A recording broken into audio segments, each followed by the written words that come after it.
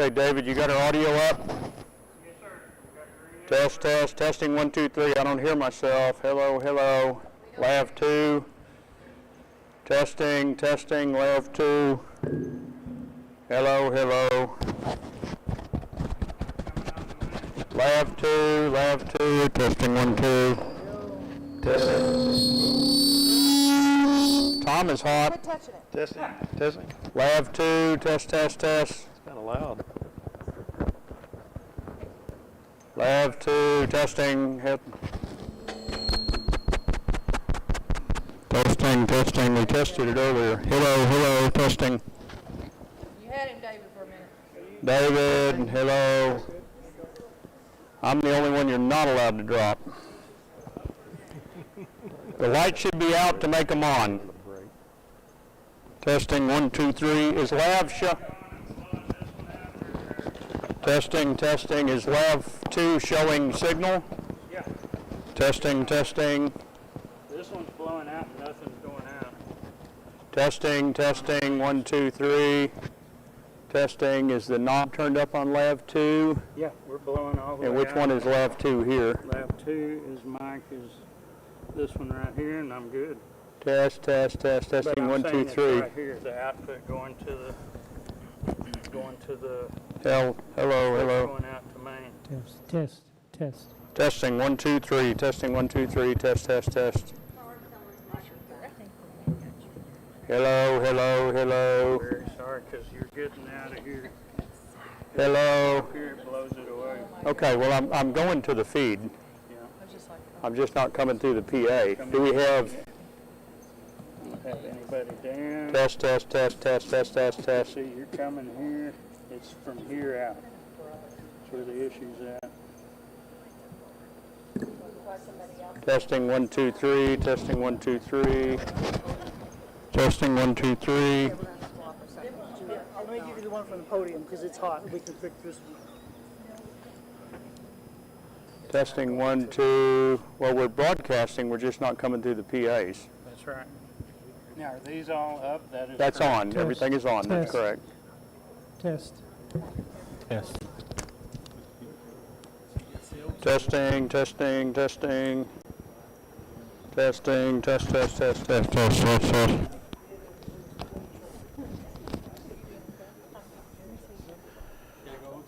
Wow. All that preparation. Came up here at lunchtime and it's still. Hello. Bring up Black. Have you got Black on the board?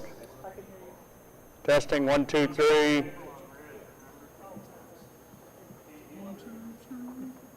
Okay, everybody can hear me, right? Can you bring the house up, David? Test. Okay, that's better. Yeah, let's have it nice and loud for us that are hard of hearing. Okay, I'm very insecure. I need to hear myself. Okay, we're going to call the meeting to order at 5:33, we'll call it. Apologize, a couple minutes late. We're having sound problems in spite of all our preparation, but we're going to persevere. Welcome everyone to the August 21st meeting of the Poetry Town Council. Tonight we'll be having a workshop and a regular town meeting. The workshop will go first. It probably run about an hour. We'll just kind of see how long it takes us. We're working on preparing our 25-26 budget. And as many of you know, we're not allowed to meet in groups of more than 2 outside of a public meeting. So we can't really work on this as a council unless we're sitting here in a room like this that's been announced and with people here participating. So we're going to get into the workshop in just a minute. I will call roll for quorum. Myself, Mayor Jaffe is here. Councilman Kendrick. Here. Councilwoman Hibbs. Here. Mayor Pro Tem Fowler. Here. Councilman Anderson. Here. Councilman Bryant. Here. Okay, we have a quorum, and let's see, Councilman Bryant is going to do the prayer, but first, Councilwoman Hibbs is going to do the pledge. Please join us in the Pledge of Allegiance. I pledge allegiance To the flag of the United States of America and to the republic for which it stands, one nation, under God, indivisible, with liberty and justice for all. Lord Father, thank you so much for the opportunity to conduct the business for our community. Lord, we pray that you just give us wisdom and guidance and heart. Lord, we just ask all these things in your name. Amen. Amen. Thank you, Dale. Thank you, Tracy.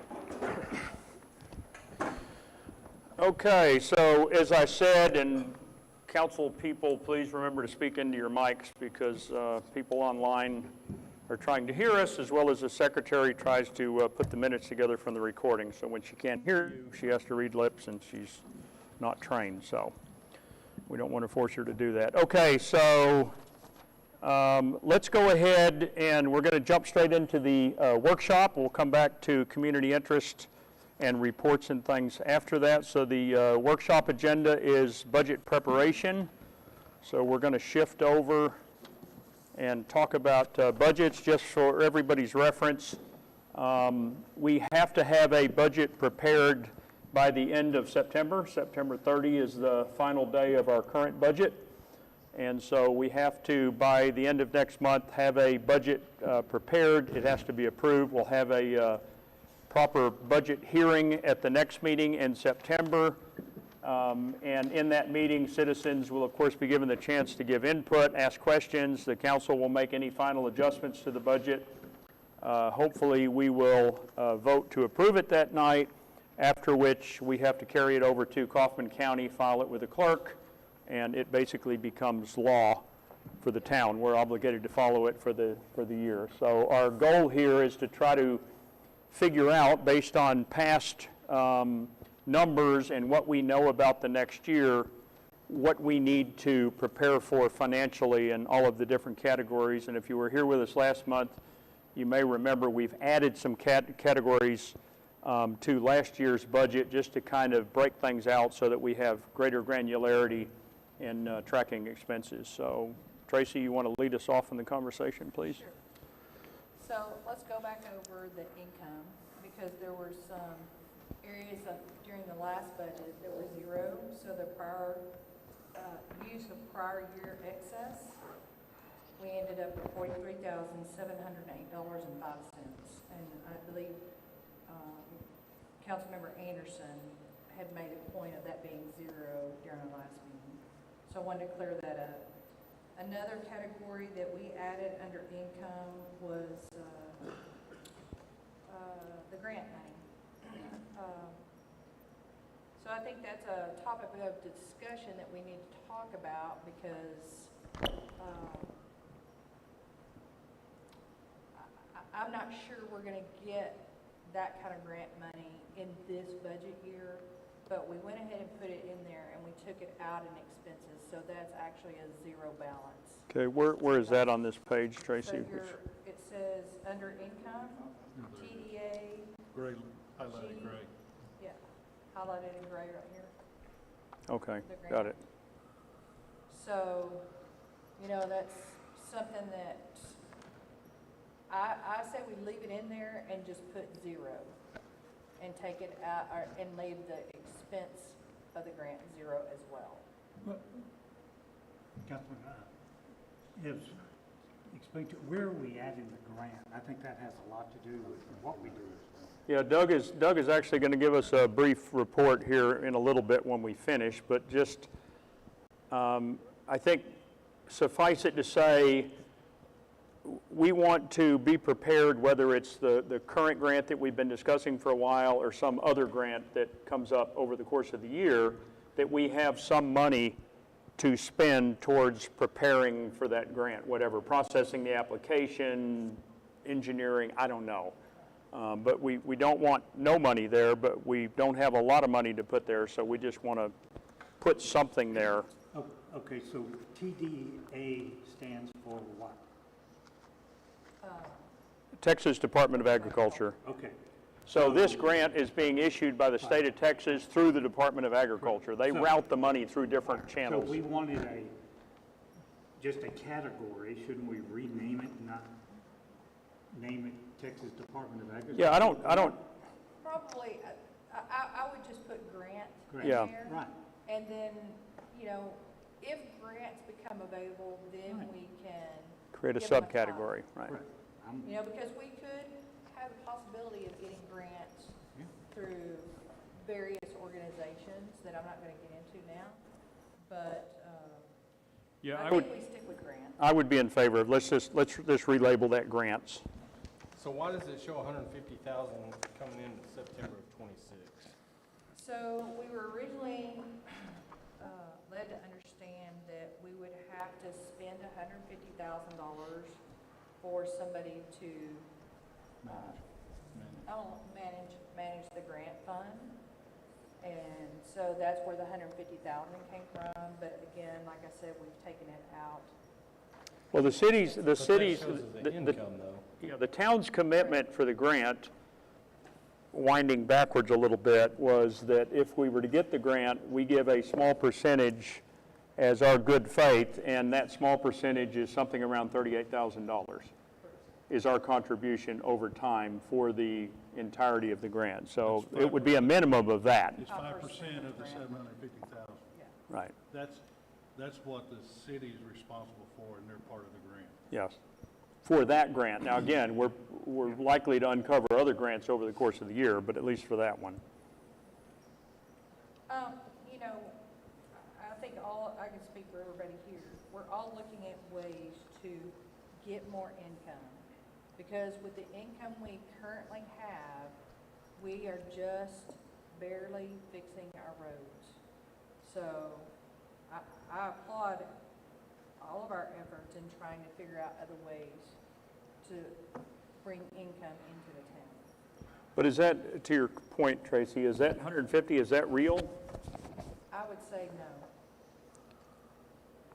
I mean, because it's, at the end of the day, the second page, bottom right corner needs to be zero, Correct. right? We want to allocate all of these funds to some category or another. That's why I said you know, we're basically a zero-based budget is what this is. Right? So we can have zeros in our budget. You know, I don't like to see that, but it gives us more leniency if things, instead of going back and doing a budget amendment later on and doing an ordinance saying that we are taking in this grant money, if we leave that category at zero, then it's there in case we do need it. So I would rather see that category be zero. Suits me. I mean, we don't know. No, we don't. We, maybe towards the end of the year, but not now. Yeah. But why am I not seeing it as a zero? I see Well- Well, I think you have it there, and then on the second page, you have it as a, So, you know,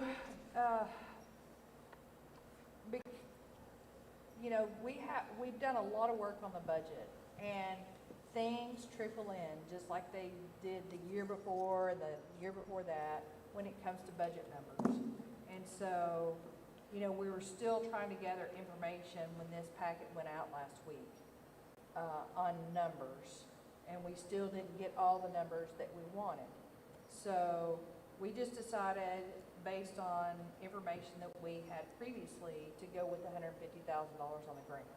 so the gray line is showing the possibility that 150,000 comes to us, and then on the second page, there's another entry for the grant that shows the possibility that it leaves again. Yes.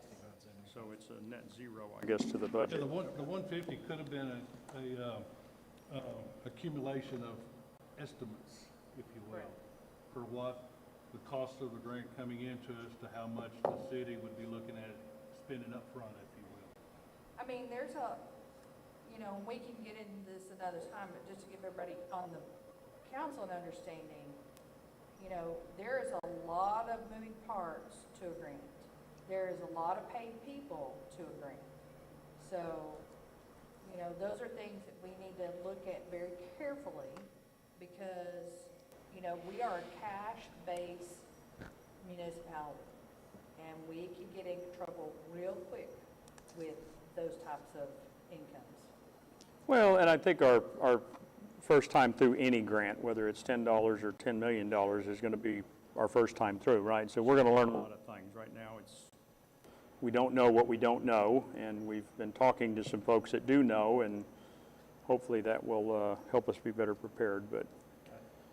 Okay, can we jump down, Tracy, you and I had a conversation about under 5130, creating a category called lobbying, Yes. and you want to talk about that Sure. briefly? So, in January of this year, legislation passed a lobbying category for budgets this year. So, I did some digging around. I talked to the lady that actually did the budgeting class that I took through TML. So TML is a lobbying group. So we have to include any memberships of anybody that lobbies legislation for our benefit. Okay, that could also include Chamber of Commerce's. Now I looked into Terrell, since we've been given that donation. They do not currently have a lobbyist, but they are part of the National Chamber of Commerce. So I made the suggestion to Mayor Jaffe that we also include that donation under the lobbying category. So that's something that we need to add to this as well. Yeah. The lobbying state addressed it as, it's a taxpayer money going toward lobbyists is the basis of that legislation that they did. So they're not saying you can't do it, they're just saying if you are putting money, taxpayer money toward a lobbyist, that you have to have it dedicated in your budget as such. So Right. that's the basis of it. Well, I just think for tracking purposes, as granular as we can be, I think it helps us to run models and look back, and so I think it makes sense to, I mean, everybody's going to know that we're members of these organizations. That's all very public Right. because we vote on it as a council, but I So- think tracking the money, that makes a lot of sense. So you'll see money come out of the TML membership and be put under the lobbying category. And I had 5140 for that category under the 5130. Okay? So, for simplicity's sake, if it's still under 5130, could we call it 5131, not call it 5140? I mean, that's whatever, As long as it's a unique number. yeah. Yeah, but it would link back to the bigger point of where it's coming from, right? Well, that's why I said 5140, because we got 5135 and then 5140 would be next. Kind of like addresses, you leave some holes, so if somebody moves in, you got a number Understand, for but them. under the, if you go up to the bolded letters, 5130 is dues and memberships admin, and then underneath there's another 5130. That's what I'm talking about, You got under that 35, category. 50, and 30. See what I'm saying? Yeah. Yeah, actually, that 5130 that's duplicated as dues and membership probably needs to be changed. Yeah. We need to update that, because we don't want the main category to be the same as a subcategory, Correct. so we need to assign it a number. Yeah. Okay? Will you make a note of that, Tracy? So, So to Terry's point, we can 51, 31, 32, 33, it doesn't matter, just something unique. so a unique lobbying number? Yeah, that's correct.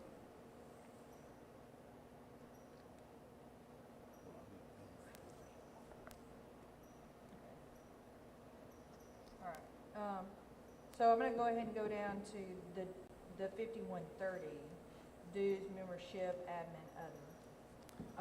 So also in looking around, take into account, we do have 2 paid employees. And there is a Texas Municipal Clerk Lone Star chapter that they would have access to for $25 per membership. So each one of our secretaries, so that would give them tons of information of other clerks around the state that are involved in this to get more information, say budgets, websites. Network, all kinds of stuff. So, I added $50 in there if y'all are okay with that. Yeah, I think that's a no-brainer.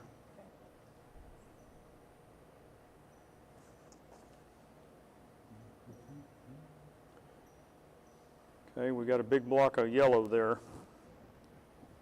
right below it. Yeah, so I didn't get any engineering, the education and meeting expense. I'm sorry, Tracy, Yes, sir. I'm sorry.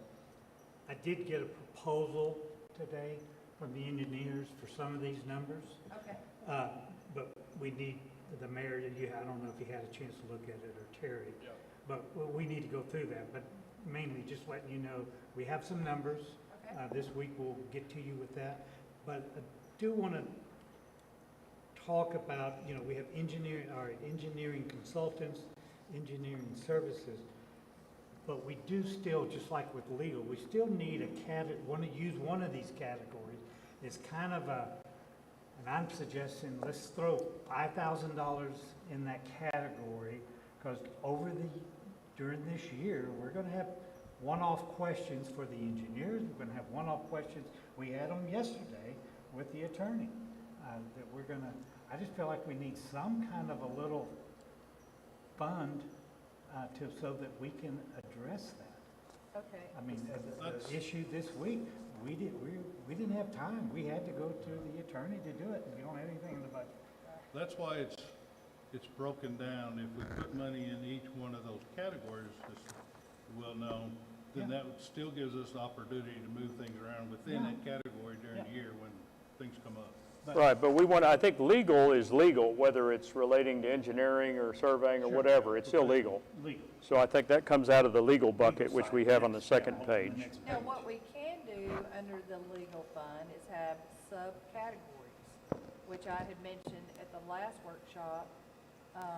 Subcategories for roads under legal, subcategories for ordinances under legal. We could go that route. I think it convolutes a lot of stuff though when you do that. But that's something we could probably do internal I know it will be internal because Teresa will keep track of that. So yes, that money would come out of the legal fund. I mean, I would think unless they're going to be big buckets, I don't know that having a lot of little buckets helps. I mean, lawsuit might be one we put, because the lawsuit's a pretty big bucket versus just general legal counsel kinds of stuff. So then that becomes, my question is, if we have one-off legal issues, where are we getting that money from? Legal, Legal. if So- it's a legal issue. Because it's just So like it's just if, coming out of there until we run out of money? 5,800, yes. I mean, it's just like if the city attorney shows up, we got to pay, so that would be coming out of that fund type Right. stuff. And if- But it keeps us, when we're doing our, the lawsuit, at least that's what people are wanting to see, is how much money is that lawsuit. All right, so, and again, I'm not trying to jump around, but under legal, we have legal services meeting, lawsuit, legal documents. So it doesn't matter where we pull that money from if we have an issue, right? It's coming out of, Yeah, to me, they're small peanuts. The big one's lawsuit, of course, of which that could go to zero this year, or it could go much higher. Right. Hopefully, we know before the end of the year. So we're going to have to adjust the legal, whatever, Sure. depending on what happens with the lawsuit, but all the rest should be small potatoes. and all compared I'm to saying that. is, I anticipate extensive, some actually big dollars, maybe 5,000, spent on some of the issues that we're going to address this next year. And I know we're not talking about those until after we get past the budget, but anyway, so I'm just saying, can we not stick? So we've got $4,500 without messing with the lawsuit. Right. And Mayor Jaffe, correct me if I'm wrong, but I think this past month, we had no legal bills. That's correct. Okay, so I think we're all doing a good job of curtailing our legal fees, and only if it's absolutely necessary. And if we put money in our rainy day funds, it's easier to transition that money from a rainy day fund into another category Okay. and do a modification to the budget. Okay, so we're going to put money in that fund, those categories. Well, we already have it. We already have it. So if you look at 5810, legal services meeting, there's $1,500 there. And then if you go to 5830, legal documents, that's $3,000. Okay, so what you were probably working on, and I'm not sure, you'll have to answer this yourself. Were you asking our town attorney about legal document information or an opinion? P and Z, I'd call it an opinion. yeah. An opinion, so that would fall under legal documents or other, which is $500. Right, so for reference, in the current budget year that we're almost done with, we've spent $19,327 to date. We had allocated $16,000 last year, so we're a little hot on legal, and so we're proposing in this budget year to go to, what, 20,000? Correct. So we've upped that, and of course, we just pray that the lawsuit doesn't suddenly explode and So the run up a 20 lot of bill. Total. 20 for all legal, everything that comes out of Yeah. Berman and his Right. group. But we've added 2 other categories in there for zoning. Okay, so with the excess that we have, if you want to put money in those categories, $300 or $400 in each one of those, but you got to also remember, we have other categories that are empty. Well, yeah, the map and the zoning. Well, and as of this printing that we're working off of, we've got almost $48,000 unallocated, right? So again, we've got to put that somewhere. Yes. We've got to move that into these It's buckets. it's less than 40, Well- I figured it at 42,000. Okay. Because we had an increase in workman's comp. Well, So then, that then made we need to that- put something, if we've got the money, let's put something in zoning map update and zoning ordinance. Okay, Well, well, we're gonna spend some money. Well, in professional services, you said you've got some numbers, but that's going to be tens of thousands of That's dollars different- probably. That's different than this, right? Because, yeah, those are gonna be the big capital improvement type stuff, right? Well, Mayor Pro Tem Fowler's kind of used to the budgets that when you've got itemized, like we're talking about, each item, if it happens to go during the year, there's getting into some negatives. It's just one of those watchful eyes.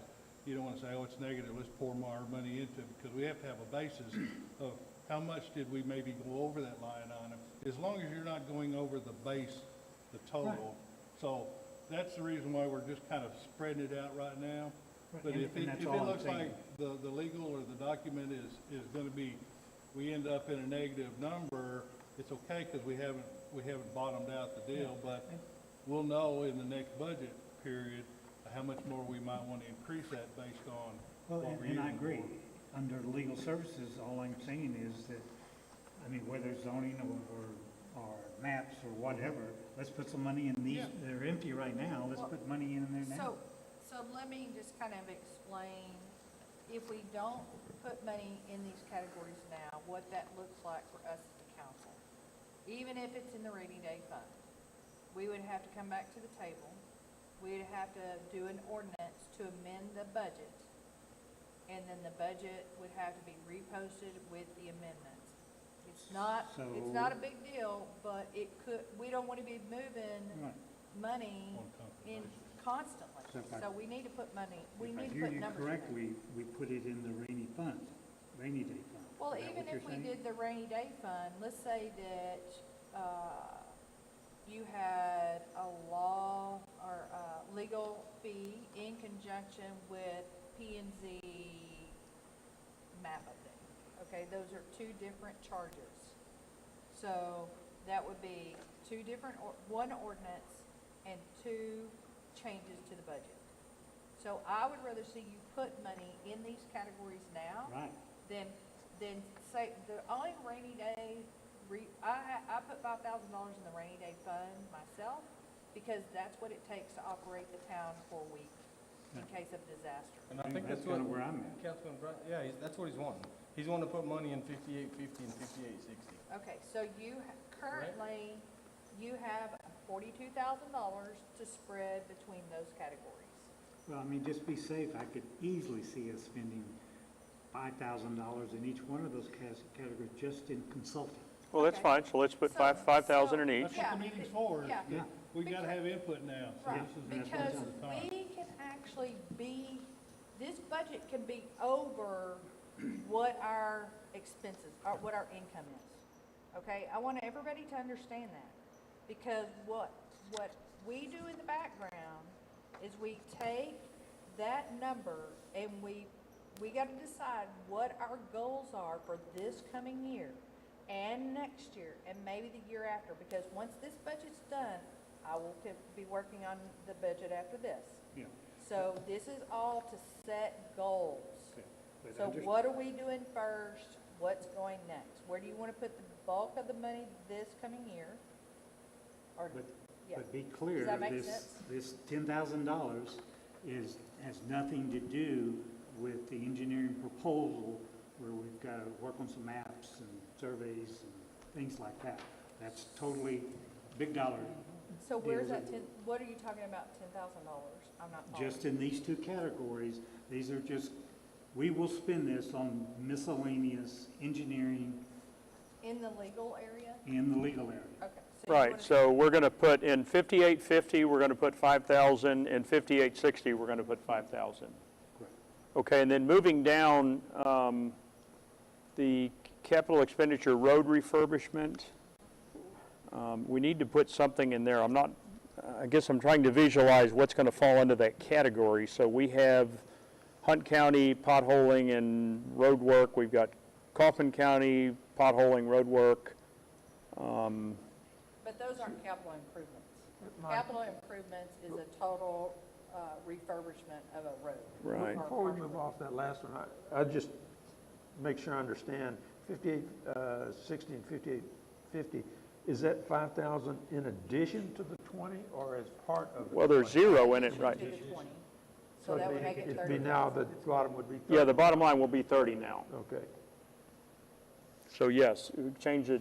To me, I don't know, I'm not sure we should end up with, the only zero I think we should leave on here is election because we're not having one this next year. So that truly is going to be a zero expense, but everything else needs to have something in it. Okay. Okay, I'm satisfied. So the category you're talking about, 6010. 6010. That's capital expense. That's Right, that's a expense on- big something. Yeah, it's expense on our capital infrastructure, I guess. Well, and I'm just trying to imagine, so that would be where we like hired road contractor, Yeah, someone that other than or- the county.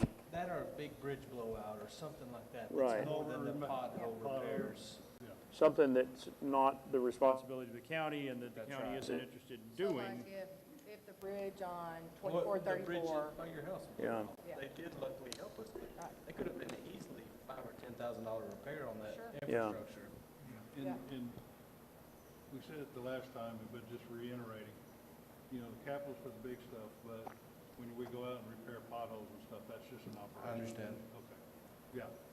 so you want to put 10 grand in that, Gary? Well, that's what I'm thinking I is mean, 10. it definitely wouldn't hurt. I mean, Yeah, let's put 10 in there for this, and if we need to take it back, So I get the right one, which category is that? it's 6010, it's the yellow line in the middle of the page, You put 10,000 in? 10,000. So that brings that to 110,000 for the category for the, Now, if I read it right, it was, last year was 148,000 where you at? on the equivalent of capital road expense? What, we have budgeted, Capital road 148, refurbishment. 839. Yeah, 148, 839, that's correct. okay? And so we're saying now it's going to be, we're estimating 110,000. Well, yeah, but we only, let's see, we only spent 65,000 Yeah, to date. Now, admittedly, we could always do more road work. I mean, it's just timing and well, yeah, we all know that, yeah. so, Okay, yeah, we gave it almost 150,000. We're talking about giving it 110,000, but, that's one that if we had to dip into the rainy day, I wouldn't be ashamed to do an amendment. And if we get a real good opportunity to repave a road at a good price. And of course, that needs to line up with our encumbered income as well, right? Because that money can only go towards roads. Now, Mike, I wanted to ask you, since, we put the 10,000 in each, or 5,000 in each county ILA, which gave us, was it 30,000? Yeah, And it's how going to much be a of that- total of 30. How much of that have we spent? No, Does that wait a minute. include- Well, actually, I'll give a report later, but Hunt County, we've spent zero of it because we had a $4,000 credit for the big paving job they did 6 months ago where there was some confusion over, they paved some road that really wasn't ours. So they gave us a $4,000 credit, so the bit of work we had done recently all came out of that credit, which left us like $1,800 credit and the $5,000. So we have like almost $7,000 with Hunt County. We just spent $2,100 with Kaufman, so we're going to have $3,900 balance with Kaufman. Right, and so that will go into our income, but it won't be in the budget. Okay, we're making it work in the budget by adding more to capital road refurbishment, and, you know, So while we're on the road. Scoot your mic up a little What bit. do They're we telling me do you're a little with the quiet. encumbered funds? say that again? What are we gonna do with the encumbered funds? If we didn't spend another dollar on roads, we're gonna have, $83,980 left from that budget line of last year. So what we need to look at is where all those encumbered funds come from. But what Are I'm they general just speaking funds? Are on they roads, it's, Well, sales tax, sales tax? it's from 6010, which is what we're currently talking about here. Last year's budget, we're roughly $84,000 under budget right now. Right. So, and that could be a Teresa question, I don't know. Do we have to bake that into this budget, the Do we, encumbered funds? well, sales tax revenue for the year is 93,000, call it, rounding up a little. We estimated it to be 107. By the end of the year, it's going to be pretty close to that. So all of that 93,000 plus whatever else gets added has to be spent on roads, right? Well, we've already allocated, 110 or something in our model, so we could easily consume that. right. And then we just, we added, the total now is coming to 115. Yeah, I we're guess what I'm fine. asking, are we gonna have a lot more encumbered income than So- what we're showing? Well, we're going to have carryover, that's right. So we're going to have whatever we don't spend this year in the next So 40 days. this 43,000 obviously doesn't show what we're under budget on this, No. roads. No. And we're not gonna spend between now and the end of next month, $84,000 on roads. No, No. like, we couldn't. So we could, but not. So that's what I'm saying. You know, these categories, when we look at the very bottom line, let's say we're negative $42,000, okay? We're probably gonna be okay. Would Teresa be able to give us that by the next meeting, or we could plug that back in somewhere? What we're going to have left over? Yeah, especially on the roads. Well, she's already calculating it. I mean, she's trying to come up with it. In fact, that's part of what's at the top of the sheet here, right? Use of prior year excess. Correct. She's trying to predict, okay, here's what our electric bill's going to be through September, here's what our internet bill's going to be, here's what our, That's what I'm saying, that's only half of what I'm looking at on the right. line item. Yeah, no, there's going to be more. But, you know, have you gotten a final bill from Kaufman or Hunt County For, for any road work or? yeah, I mean, we paid Hunt County and we paid Kaufman County $2,100 per that worksheet. So that leaves us $3,900, and then we paid, actually 29. Yeah, $2,900. And then, again, we got a $4,000 credit, so we actually had $9,000 banked with Hunt County because we didn't realize the credit. So $9,000, and they charged us, I don't know, $2,000 or something. I've got it on another thing. I'll give it in the reports, but anyway, so we have cash on hand with both counties right now, sufficient to, More than enough to finish this fiscal year. probably, yeah. Oh, more than enough. So that's what I'm looking at, this budget, we're fixing to have a big increase into our encumbered funds. Right, Yeah. And that only can be used on roads. that's correct. So, We just gotta remember that when. Well, that's Well, why and we're we, adding it in and now. we will, and I think we're gonna have, as Tom and Terry and I and others put our heads together, we're gonna find, we've got a few roads out there, Green Meadow, Four Posts, several that just, they're almost start-over roads. And so those are easily gonna consume tens of thousands of dollars. I mean, they could consume a lot more than that, but Do we want to add more to the capital road? probably. Y'all want them bumped up to 20? Okay, well, remind me, where's okay, the project sheets, we've got 50 and 23.5. Yeah, I think so. I think that would be a good idea. That would be prudent. I mean, I guess if Teresa could really fill us in on that, I think we could adjust that number next month. I think we can take the encumbered number from this and put it into that. Right, just So up those I'll by make that sure amount. that's done Yeah, before the budget okay. hearing. or Okay. So I don't think we by budget. necessarily have to put any more into 6010 right now until we know what that number is. We could almost put all that money in that account if we wanted to. Okay. You know So what I mean? do you want to wait? I mean, Mike, that's up to you. Do you want to wait or you want to account for it now? Well, no, we're going to bring back between now and the next meeting where we have the hearing, what we think are our best and final. And so we'll just plug that in and Okay. we'll be good with it. I mean, it's a math issue. It's not an opinion. It's a Right. math issue. It's like how much money is left. Right. We're going to divide it by 2 buckets or 3 buckets, and that's it. So I don't think and I don't hear any concern from the council as to allocating money for roads. I mean, that's a big deal around here, so. Okay. So just to be consistent with our edits, that line item 6575 just needs to say grant, not TDA. Yes. Yes, I have that written down.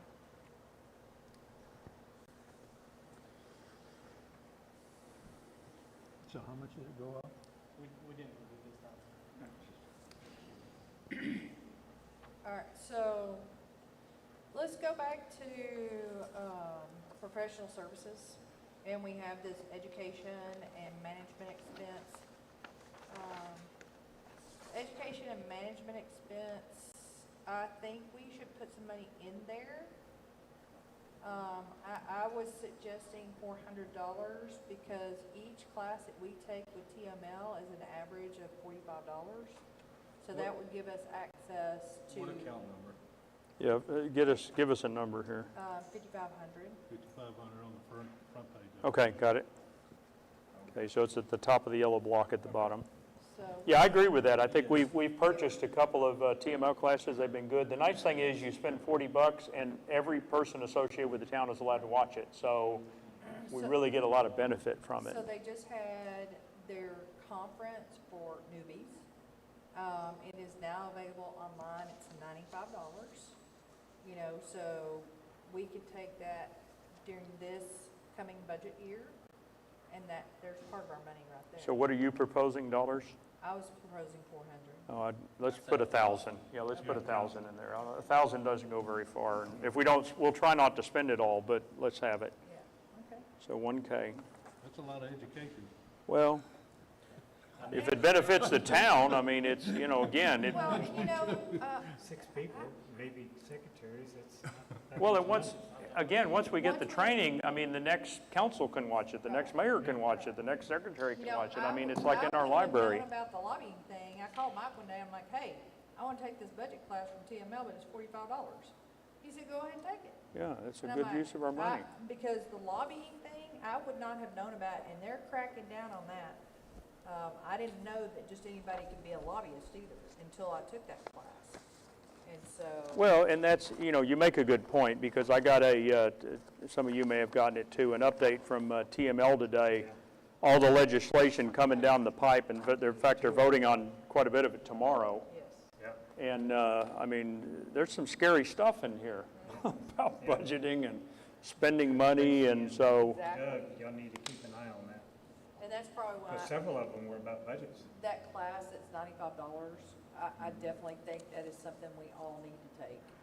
Because there's a lot about finance on there, just all kind of parliamentary rules and procedures, stuff like that. got it. All right, got that one. So let's- Okay, so the big block, 5,600, Dale, you've got some numbers, so between now and the next meeting, we'll add those in, right? You feel good about them for engineering? ETJ removal, I guess that's the map updates, et I got cetera. Numbers for that. You just plug in one. Okay. Tom, you got anything? You haven't thrown in much. You got anything you want to make sure is in there? No, I'm good. You good? I like the idea of generally keeping broad categories, not detail. Right, As Yes. as Tracy said, you don't have to come back in and make changes. right. You can always shift within it. And the fact that we, you know, we watch what we're spending through the checks and everything else as the time goes on, you kind of know that anyway, so. Well, that's what I feel like. I feel like we can go back through invoices if we want to get detail, If we had. like how many of the legal dollars went to this. We can go back through those invoices. We don't lose that detail. We just don't necessarily break it out in here and drive ourselves nuts I with. mean, it's kind of I like mean, the road it- fund. We spend it through a lot of roads, but we don't break out each road. Right, So why break out others too? yeah. And that's what we're trying to Yeah. accomplish, so we can keep up with Yeah, where the money's I going. agree. Right. You know, and if you look at where we were as far as money goes in the bank from May of this year to now, it's increased, not substantially, but increased considerably from the year before. So, you know, I think we're doing a very good job of trying to manage the money for the town. Okay, are we done with the budget?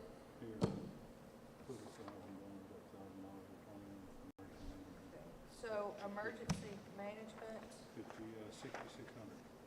6,600, Put $1,000 in there. emergency, yeah, that needs to have something. How much, Doug? You're saying 1,000? Yes, sir. Okay. Yes, sir. what's that number? Here. Oh, okay, so, Where you at? Put the 6,600 deal. Yeah, Not above rainy day. it's in the yellow at the bottom of the second page. Okay. so $1,000 in there. What do you, give us without going into detail, I mean, what kind of dollars, so we can make sure you're not cheaping yourself out here? What are you going to spend it on, or what are we going to spend it on? Right now, it's probably documentation, getting material, trying to put some stuff together. They call it GoPack, so that if we ever had a call amongst the council people, anyone there today, they've got information that they can refer to. You know, some of it we can get from the county, so, and we're going to certainly take advantage of that. But it's mostly certain documentations and stuff. You know, if you wanted to throw in safety vests instead of taking it out of the road fund, I mean, you know, for supplies and stuff, so. What is, if I had any comment, I would be inclined to say 1,000 might be a little low, I might, Well, but I'm not sure what we're buying. You know, if it's traffic cones and vests, $1,000 goes a long ways. If you're having to buy some kind of material, of course, if it's training, I guess it goes to the training bucket. And that would be some of it as well. There's some classes, I think, that council probably, I'm not going to say required to take, but there'll be some classes that council may look at taking too for emergency management and things like that, because you know, we're going to adopt NIMS, and so that's material in itself. And you know, one of the things that are coming out of the South Texas flooding is there was people down there, but nobody really knew what direction to go in. So Right. this is just part of trying to get that type of direction, and whether it be in a document or whatever. well, the other thing that I was discussing with Doug when we were talking about this category, you know, if we had a major storm and we had to go rent a piece of equipment, that's gonna cost us $300 to $500 a day. Oh, yeah, at So, least. at least. Well, if you had to, clear roads or something, let's say Yeah. you had to get skid steers or Yeah. high lifts or whatever, or Right. bucket trucks or, And So- one other thing, I've kind of been beating around, and tell me your opinion. Communication is going to be a big part of it. Yes. And I've kind of looked at some of those, not CB radios, what are they? Phone Yeah. banks. Ham radio? Ham radios, Right. and they're getting pretty reasonably cheap. Yeah. I mean, at some point, you know, even if we bought them ourselves and maybe the town subsidized part of it or something. let's put 5,000 in there. Good. Let's put 5,000 just in case. I'd rather overshoot it than under if we end up, because, you know, praise God, we've not had any huge natural disasters around here, but it could happen. We're headed into the storm season, and I don't want us to be flat-footed. So that's If it happened. 6,600.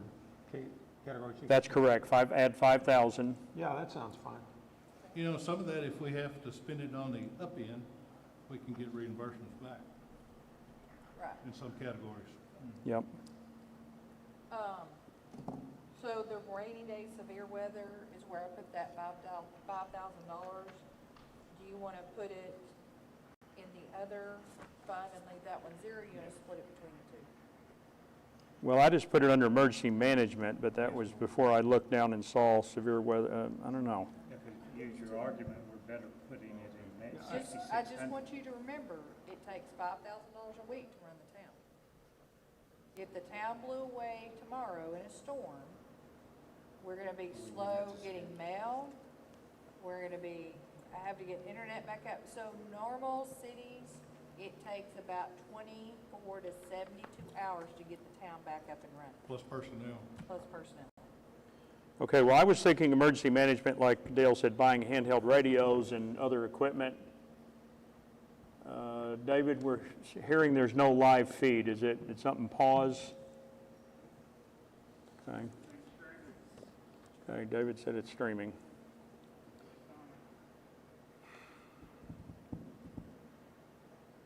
I see us.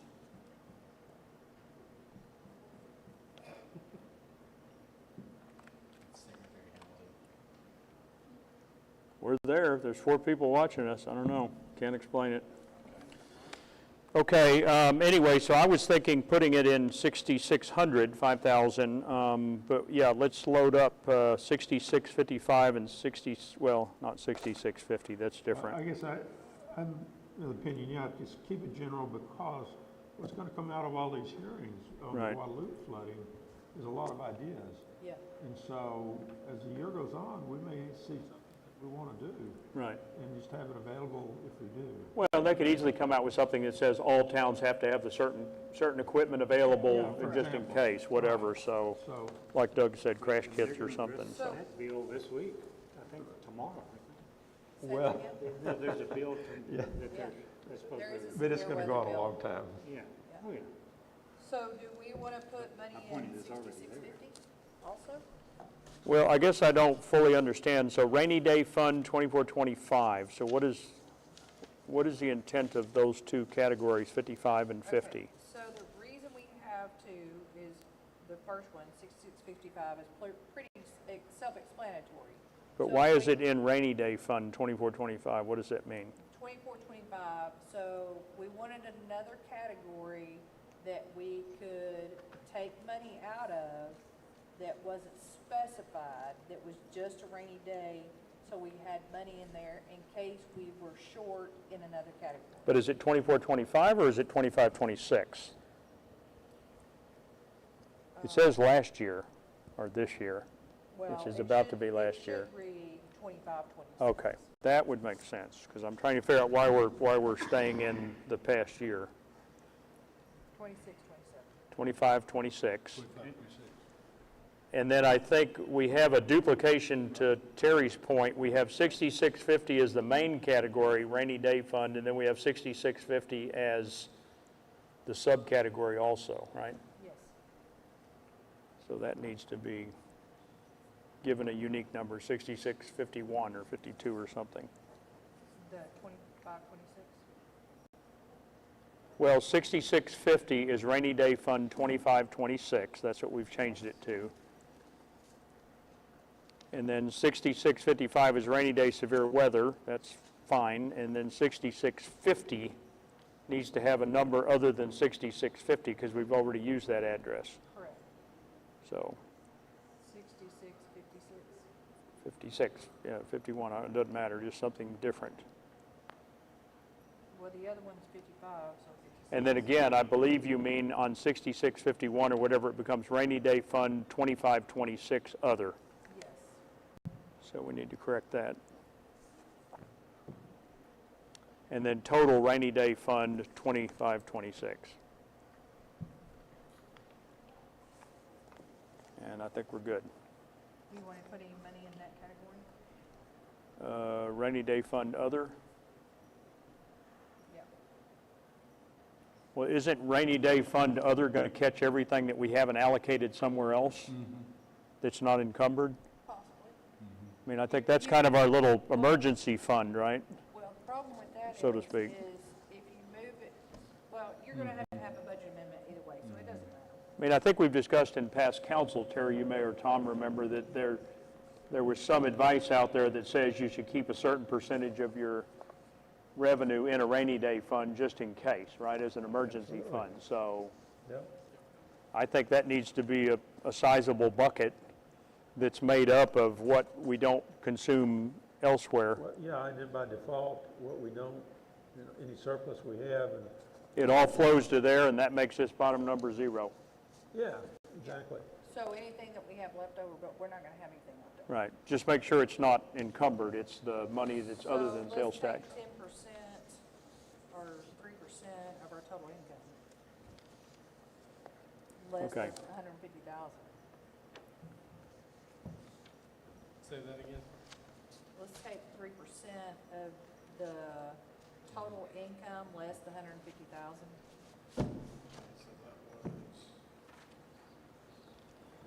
472, 488, so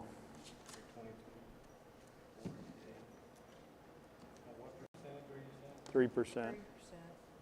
And that number is just, you just made it up, or? Well, CPI, Okay. yeah. No, it's got to be more than that. That's not enough.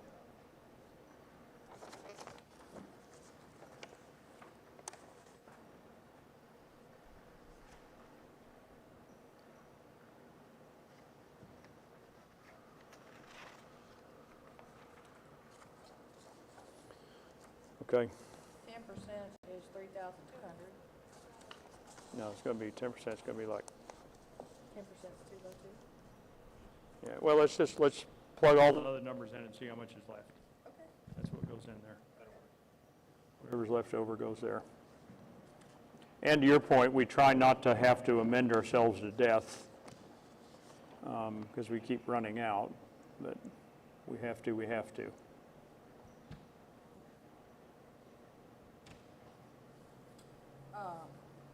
Okay. Closing remarks? So, our budget hearing will be next month, and we will have all the numbers plugged in at that point. So, you know, we can, so one of the things I learned, we do not have to,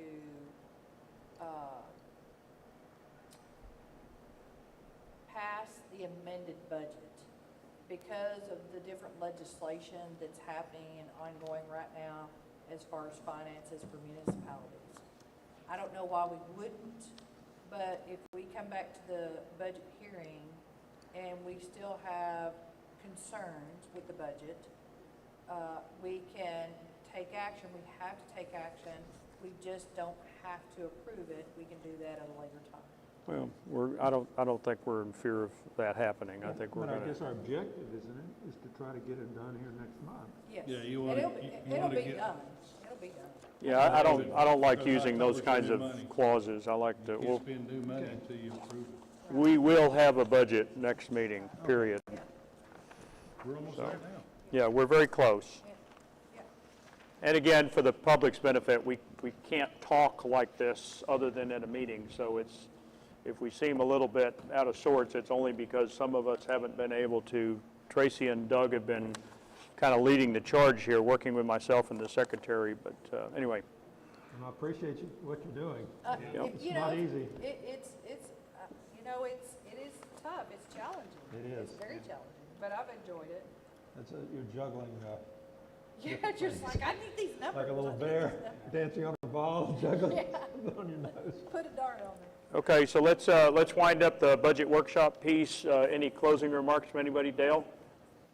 Tom? No. Terry? Tracy? No. Doug?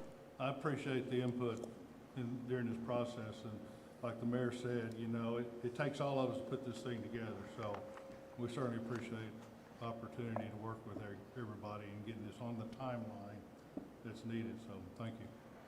Okay, the time is, I'm going to call it 6:30. Let's take a 5-minute recess, and then we'll come back and jump into the regular meeting.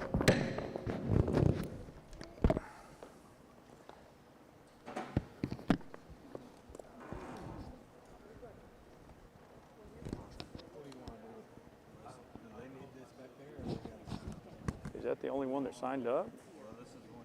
Oh, no, no, no, don't worry about that. They've got another one. That's not the real one. Hey, Robin. Yes. Your microphone's cutting in and out. Turn you off and back on and see if that makes sense. This pack worked beautifully all day today. I can't believe it's not working. Really try it again?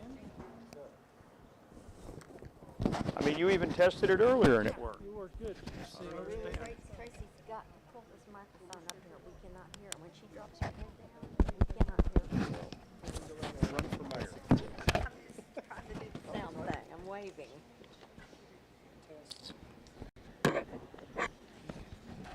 I'll get you something back. It worked beautifully. Yeah, and we tested it too.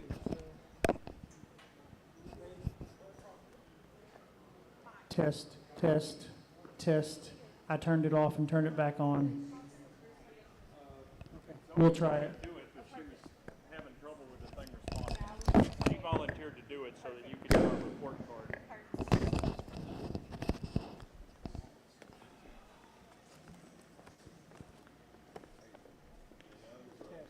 Test, red. Podium. Podium. 1, 2, 3. I'm glad they're the guinea pig for it. Turn off and back on.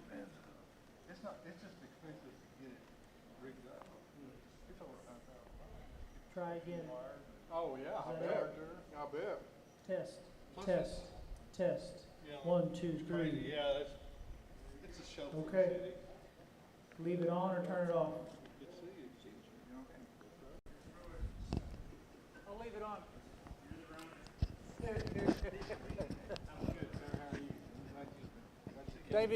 David, let's try to get this live going again for Mike. Test, test, test. We've been blessed, but it's got At least it seems to me, Terry, it's been most unusual. Well, no, that We haven't can't had be, because it's transmitting to the laptop. Test, test, test, test. 1, 2, 3. You know what I mean? Humidity doesn't. 1, 2, 3. Yeah.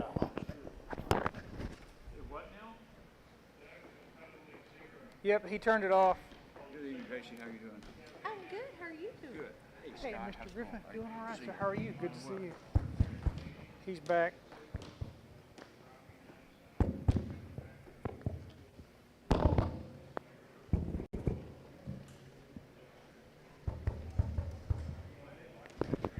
Test. I don't know. Stay syncing. Ain't Bluetoothing today. That's what Mike said. Well, probably because everybody's got their cell phone.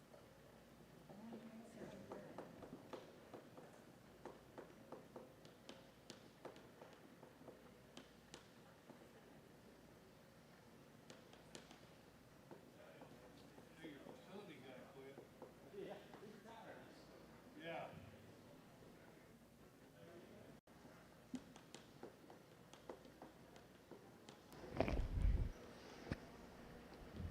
Test, test. Nope, I can't hear. Yeah, it worked perfectly before the meeting. I don't know what's going on.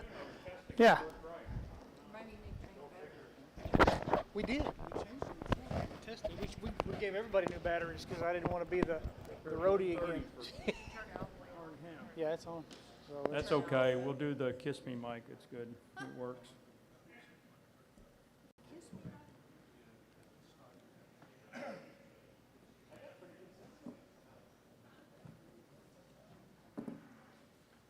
Okay, so Amy, you're doing our report card. You're going to keep track of, okay, when we come back.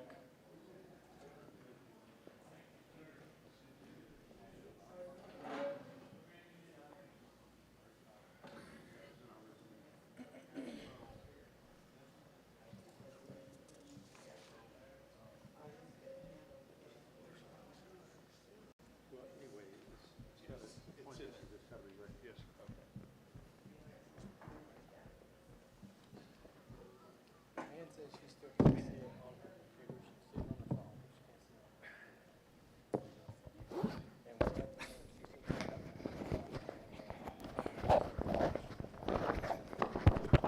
One more try. One more try. August 31st? One more try. Okay. Hey, Scott. Okay, everybody back? Okay. 2 taps, we're back in session. It is 6:35. This is the August 21st regular town council meeting for the town of Poetry. We're going to jump back in to item C on the agenda, if you're following along, items of community interest. And in no particular order, want to express our appreciation to Kaufman County Precinct 3 road crew. That's Kelly Lane and his team for the work that they've been doing for us on potholing and road edge repair. Thank you to Kaufman County Precinct 3 Constable. A meeting or two back, we had a number of citizens sign a petition that were concerned about, am I doing something? Wow, we're going through the equipment here. Anyway, we had some citizens, you might remember, that signed a petition that live over on 249, 2458 about speed. You know, the problem with fixing the roads is people drive faster. And then people get mad because they're driving faster. So we reached out to Kaufman County Sheriff and Kaufman County Constable, both of whom started putting units out on 249, 2458. Tragically, a number of Poetry citizens got caught in that trap, but you know what? That's just the way it works.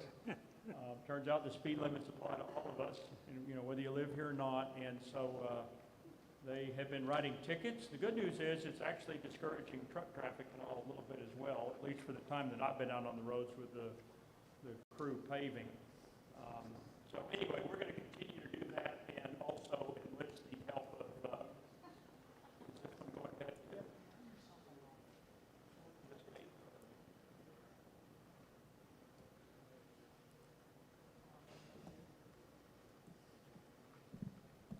No, it could be my hearing, well, I don't know, it could be my hearing aids.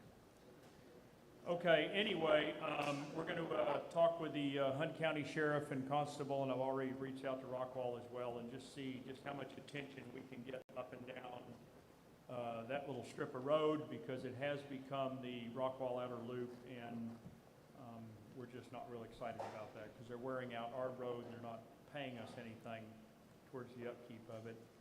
Also, just on that topic, careful driving up and down 1565, because that's going to start getting worked as well. So if you're one of those people that likes to do 90 miles an hour through the bottom, you may want to rethink that, because that's an expensive ticket. Also, again, thank you to Kaufman County Sheriff Brian Beavers. Again, they're putting patrols out of 249. Thank you to Becky Carter, who lives right next to Town Hall, for volunteering to water the landscaping at Town Hall. It was starting to look a little peaked with the hot weather and dry that we've had, so thank you very much to her for stepping up and offering help. I'm not doing anything. I can hear myself going in and out. Of course, thank you to David Mard for doing the best he can with our sound, because apparently that's more challenging than I realized. And thank you to Scott Lohr and Zoe Lehue for helping with all the setup every month. Really appreciate that. And of course, PCCS for hosting us. Okay, jumping into reports. We've already been talking a little bit about the P&L, looking at some of our numbers. We have, again, this package of financials will be in every meeting packet going forward. If somebody wants to add something, we can talk about that, but this is kind of the new standard. Every bit of this is straight out of QuickBooks, so I would be inclined to say the numbers are deadly accurate to what we're really doing. So any questions on the P&L or any of the other reports for that matter?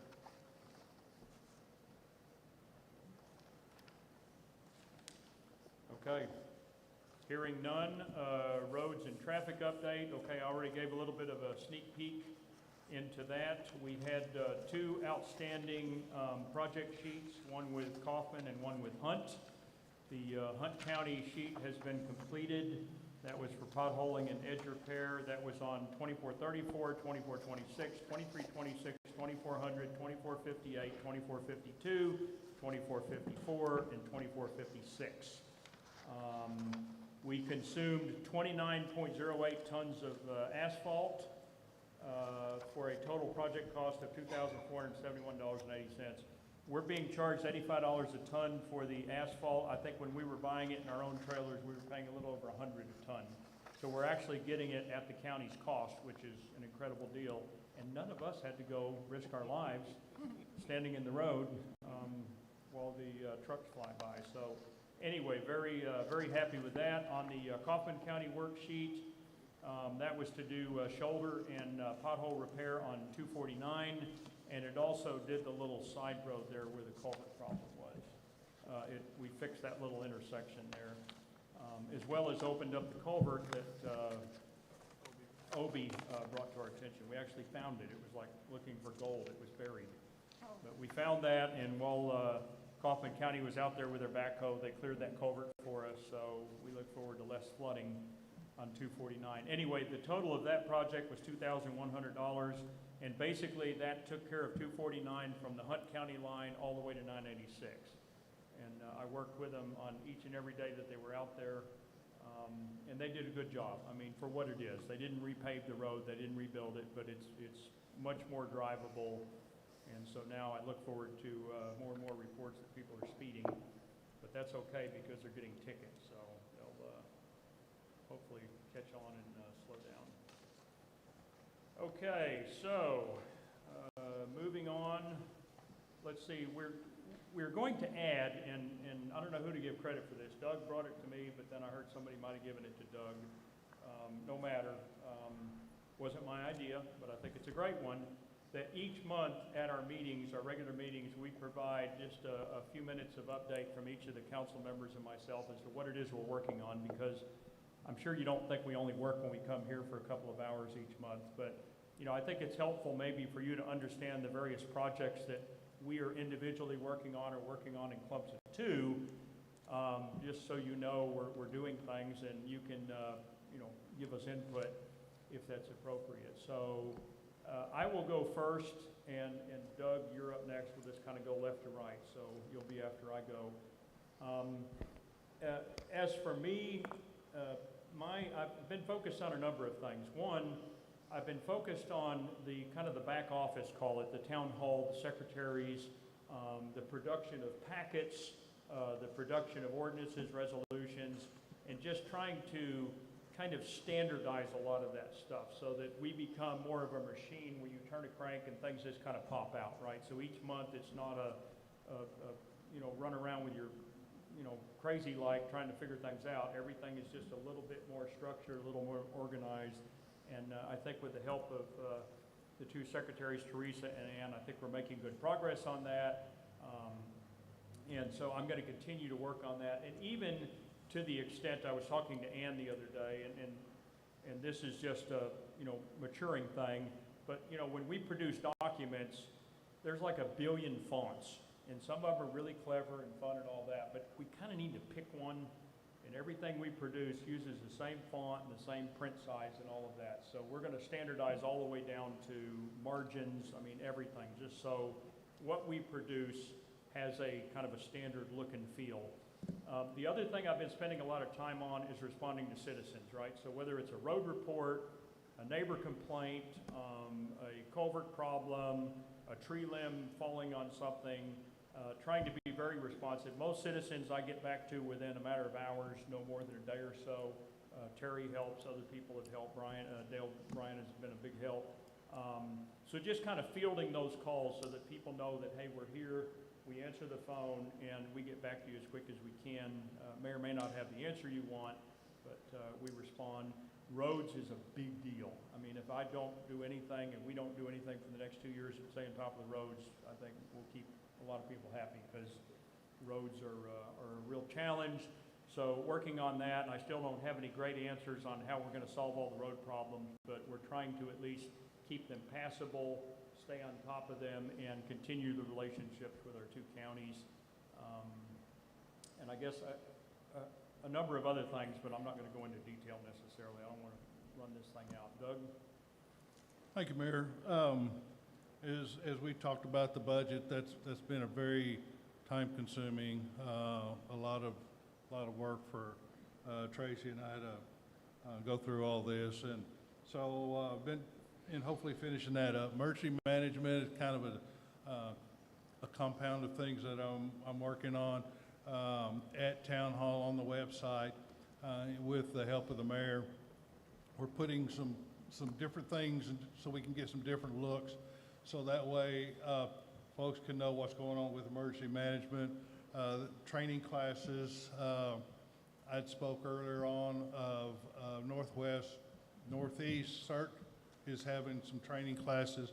We can put forms online, that sort of thing, so that way the community can see what's going on and how, because everybody's obviously concerned of what happens.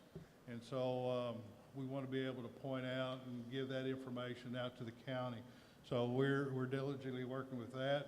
As I'll talk on here later, we talked to the mayor, and we're going to be looking at joining COG. It's North Texas Council of Governments is very helpful to communities in the state of Texas. The codes is kind of one of those things for us, is we're like the ducks on the water, nice and calm at the top, but our little feet are paddling, desperately to keep above water. So there are some things in preparedness of when the time comes or when the community is ready. I have been looking at the different codes that we can talk on, and I'm getting some help from Robin as well.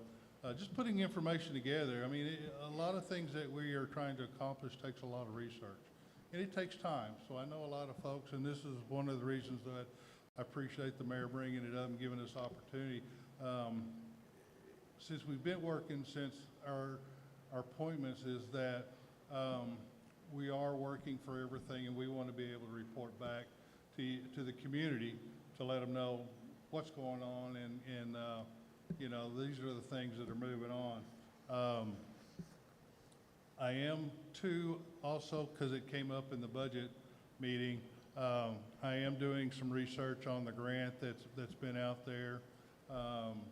I've got some more information this last week, and I'll be working with the mayor on the information that I'm receiving of time periods and stuff like that. So, Mayor, when you feel like I need to go into more detail, then we'll certainly have that time. Yeah, I think the message there is the grant is still out there.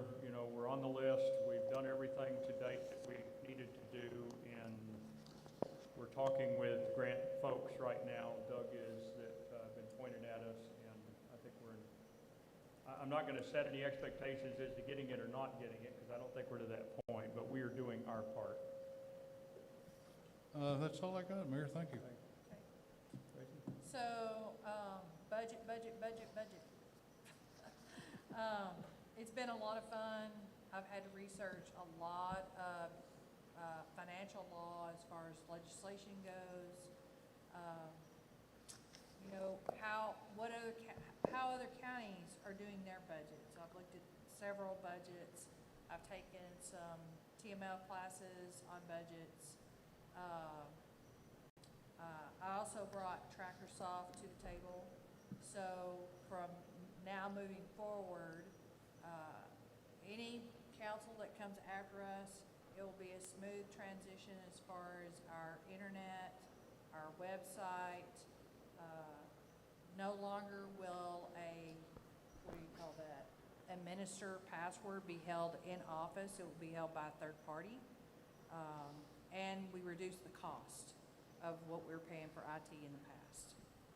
And I'm kind of a backup on the grant, so I'm keeping pace with Doug. So like Doug and I are partners in crime and a lot of stuff. So, and then I do a lot of other research to kind of help the team out as far as planning and zoning. Different things that I see. I look at North Texas COG, I look at TML, I I mean, there's so many things, you know, the Lone Star chapter for the secretaries to be involved with. So there's a lot of work that goes on behind the scenes that you might not necessarily see, but it's getting done. Thank you. Very good. Mayor Pro Tem? I do a lot of reading. I get questions from Tracy quite often, and I think it's good. She's always come to me, and we've had some good conversations. So I find myself doing a lot of research because I don't want to give wrong answers. But this month specifically, just reviewing a lot of documents, some training classes that they talked about that we purchased. I do a lot of training on my own as well. Reviewing documents you're going to see tonight that Councilman Anderson put together, the code of conduct. Dell and I had the meeting over the phone with the engineers, kind of steered that direction of what we were looking for numbers, and it's kind of been a slow process getting back to us, but and I fielded a lot of conversations from citizens. Some of you are out here tonight. I get a lot of phone calls, and then working with the county commissioners, I already had a great relationship with Kelly, and we still have lots of conversations, and I think building those relationships is paying great dividends. I mean, locating that flood point for the citizen, Obi, I mean, all that stuff. Mike was out in the field calling me, and we were able to get that fixed. So really nothing to present to you tonight, but lots of behind the scenes reviewing documents and assisting some other city councilmen. Good. Tom? Yeah, I guess, well, one of the things I've been following now for over a year is field development, fielding calls from citizens, as well as communications with TCQ about the status and what's happening. And as of yet, well, there's still a lot of unanswered questions. And the last month, of course, I was following the Jesus Cruz Monzi trial and all the hearings and with that, but that's, we think, is over now. The other one, I guess, takes a little bit of time is cosign checks with Mike and Terry for the town, and then we have to get approved after checks and expenditures. We have to get approved by American National Bank electronically. So when I get up in the morning at 5 o'clock, that's the first thing I check, and sure enough, there's approvals that have to be made, so I do that first thing. And American National Bank has been real good because they did have some problems lately that they switched their system. So we pretty well got that taken care of now, and I think it should be working okay. Other than that, I guess I made some door repairs. We're sticking at the town hall on 2 doors, so that's probably more useful than anything that I did this month. Well, and Tom didn't mention it, but I've said it before. Tom has also agreed and is doing a great job of proofing a lot of the written material, the minutes and other things, and I think that's helping us avoid the just silly mistakes, and also I very much appreciate him doing that. He's got an eye for typos and grammar, and so we're really trying to leverage, and he's doing a great job. Dale? Okay, of course, one of my big projects has been street signs. Into the mic, close. Street signs, and I've circulated a survey of all of the street signs in Hunt County, each intersection. Now, this is just basically your stop sign and your street numbered signs. And distributed to the council, and we've gone through everything. I've met with TxDOT out of the Paris office. Understand we straddle 2 TxDOT districts. Kaufman County is managed by the Dallas district. Hunt County is managed by the Paris district. And I've gone out to Paris, met with the engineer and his staff, and kind of told them about poetry. I took them a map, took the works on the street signs that I've done, gave them to them and all of the data, had a real good meeting with them, and they showed me the proposal and what they're going to be doing. The good thing I found out about this is basically a road safety program that they would go into rural communities and help them with their signage, and at no cost to the town. And so that's good. What they're going to do is going to install the sign. They don't do it. They put it out to a third party, and they will come in and install the signage to TxDOT standards, if that makes sense.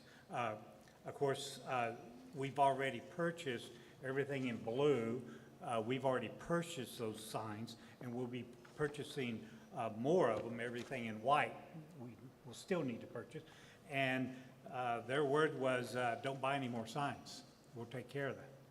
So that was a good feeling. And then 2 days after I met with them, they called me and says, hey, send us a digital of your map and all of the data, the point of beginning, point of end, the exhibits, and we're going to run it through our system and get organized. So I thought that was a good move on TxDOT's part for them to approach me for that data. And so it's good that we do have that. And so now what I'm in the middle of now is to do what I call the warning signs. You have a curve. Well, it's a curved sign with an arrow, and then right below it is a speed limit sign. Y'all have seen those? So it's amazing how many of those we need. I mean, hundreds. 2440, 2426, 2326. They're crazy how many we need. Your road? 2434, yeah. It's a lot of them. So now I'm working on that. Then also, when you come to a T intersection, across the T, you've seen, just like they're doing right down here, the yellow sign with the black. We're gonna at least attempt to get those installed also at all of our T intersections. My approach is really throw in everything in the kitchen sink, see how much of it will stick. Just so you'll know a little bit about the program, last year they did not spend all of their money. And the engineer told me, says, this year I've been told I've got to spend the money. We're in Hunt County. Hunt County is considered a distressed county, if you will, economically distressed county. So they just did, last year they did Fannin County. So it looks like with them coming to me for information, we have a good shot. Now, is it guaranteed? No. It's a program. I mean, Greenville, Hunt County, or one of the other counties, Delta County, come in and propose and take all the money. That's just the risk you're going to take. But anyway, we're working all that. Now, the other things that I'm working on is basically P&Z. As Mike said, we've been getting a lot of requests, people moving into the town. What do I do? I want to do this, this, and this. And so we've had, I've got 3 open cases now, people that are approaching us on what do I do in this situation. What it has been good for me is been where I've been able to take the zoning ordinance and I've beat it to death, and just being able to go through the zoning ordinance, taking these problems, okay, go to the zoning ordinance, what do we do? And so it's given me a lot of insight and some little tweaks that we can do. I have prepared a kind of critique of the planning and zoning ordinance that we're going to be addressing after we finish budget. The mayor has it for his review right now, and then the council will be getting it after that. And we're just really kind of looking at some tweaks and things, and how do we make this a little more of a seamless operation from the citizen standpoint. But we've had some doozy requests and some things that we're going to have to address. Obviously, legal nonconforming use, big one. Setbacks, big one. What do I do? Half my property's in town, the other half is not. What do I do? Those kinds of things we're addressing. So it's been a lot of fun, and we'll be bringing those things to you after budget. I'm done. Okay, and it excites me that we have people on the council that enjoy doing things that I hate, so this is good. And you're doing stuff Well, I not hate. But it's just not my favorite, so. Okay, thank you for that. Okay, so let's go into the consent agenda. As we noted earlier, there's no legal bill this month. That's good news. And there's no engineering bill. And so all we have to do in the consent agenda is approve minutes. Now, the first one, again, in the spirit of always being honest, we we had a motion and we got a second on approving the minutes, but I failed to call for a vote. I don't know, I just got so excited that we had a motion, I, for some reason, didn't call for a vote. So that's the reason those are back on there. And then, of course, we've also got the minutes for July 17th and 29th meetings. Do we have any questions? If we Yeah. vote on it as a whole, you vote all of them. Tom? Yeah, I'd like to move the July 17th to the regular agenda there. Some edits I made that didn't get in. Okay, so that's, I'm going to call that 0, Okay, and that's going to be July 17th. yeah. Okay, so we'll pull that one out. Okay, so that leaves us with the 29th of July and the 19th of June. Any issues on that? Yes, Okay, we have- so we need to move July the 29th to the agenda for corrections. Okay, I'll call that 0.1, just to be creative. Tracy, could you speak into the microphone? I'm sorry. It's hard Yeah. for us to hear. Okay, I'm sorry. Okay, So- July 29th is 0.1, so that's moved to the regular, so all we have left is the June 19th, which we already had a motion on, but I need another motion and a vote. So July 19th minutes. I'll make a motion, we approve July 19th, June 19th. Okay, Tom makes the motion. Do we have a second? I'll second the motion. Tracy makes a second. All in favor? Aye. Okay, unanimous, that passes. Thank you. My apologies for having to look at it twice. Okay, moving to the regular agenda. First up, item 0, July 17th minutes. Tom? Yeah, I'd made the edits, but I guess not everybody knows, but Ann had a lot of family medical issues, and so she's been out a lot, and my edits didn't get done. Okay, so But what are the anyway, changes? I'm sorry? What are the changes? Page 1, it's, we call the meeting on very first line at 5:30, because it says under A it's 5:30, they should be the same. So the very first line should say, call to order at 5:30. Okay, Not 5:33. got it. And then on page 2, coming down, where it says under item 5, update on, or after item 5, update on poultry shooting, it should be incidents, plural, from July 2024 and January 2025. And then the third line down where it says Cruz Monge had been recklessly shooting towards houses. Actually, he shot into occupied houses. I think that needs to be clear. There were people in them. And in the very last line on there, it says, sentenced to 4 years in prison and is anticipated will subsequently be deported as he is deported as he is and should be apparently illegal in the country, because we don't have that in writing. We only have it verbally from the assistant DA. Okay, got it. Then coming on down, under road update, where the second line under, it says, the roads near Grande Verde should be comma, Green Meadow and Four Post Lane. The comma was left out. Then coming down under consent agenda, the second line down says motion to move to made by council member. It should not have two, just motion to move, cross out two, made by council member Hibbs. Got it. Then on page 4, come down to item 4 in the, where it starts with Secretary Teresa and come down to the third line.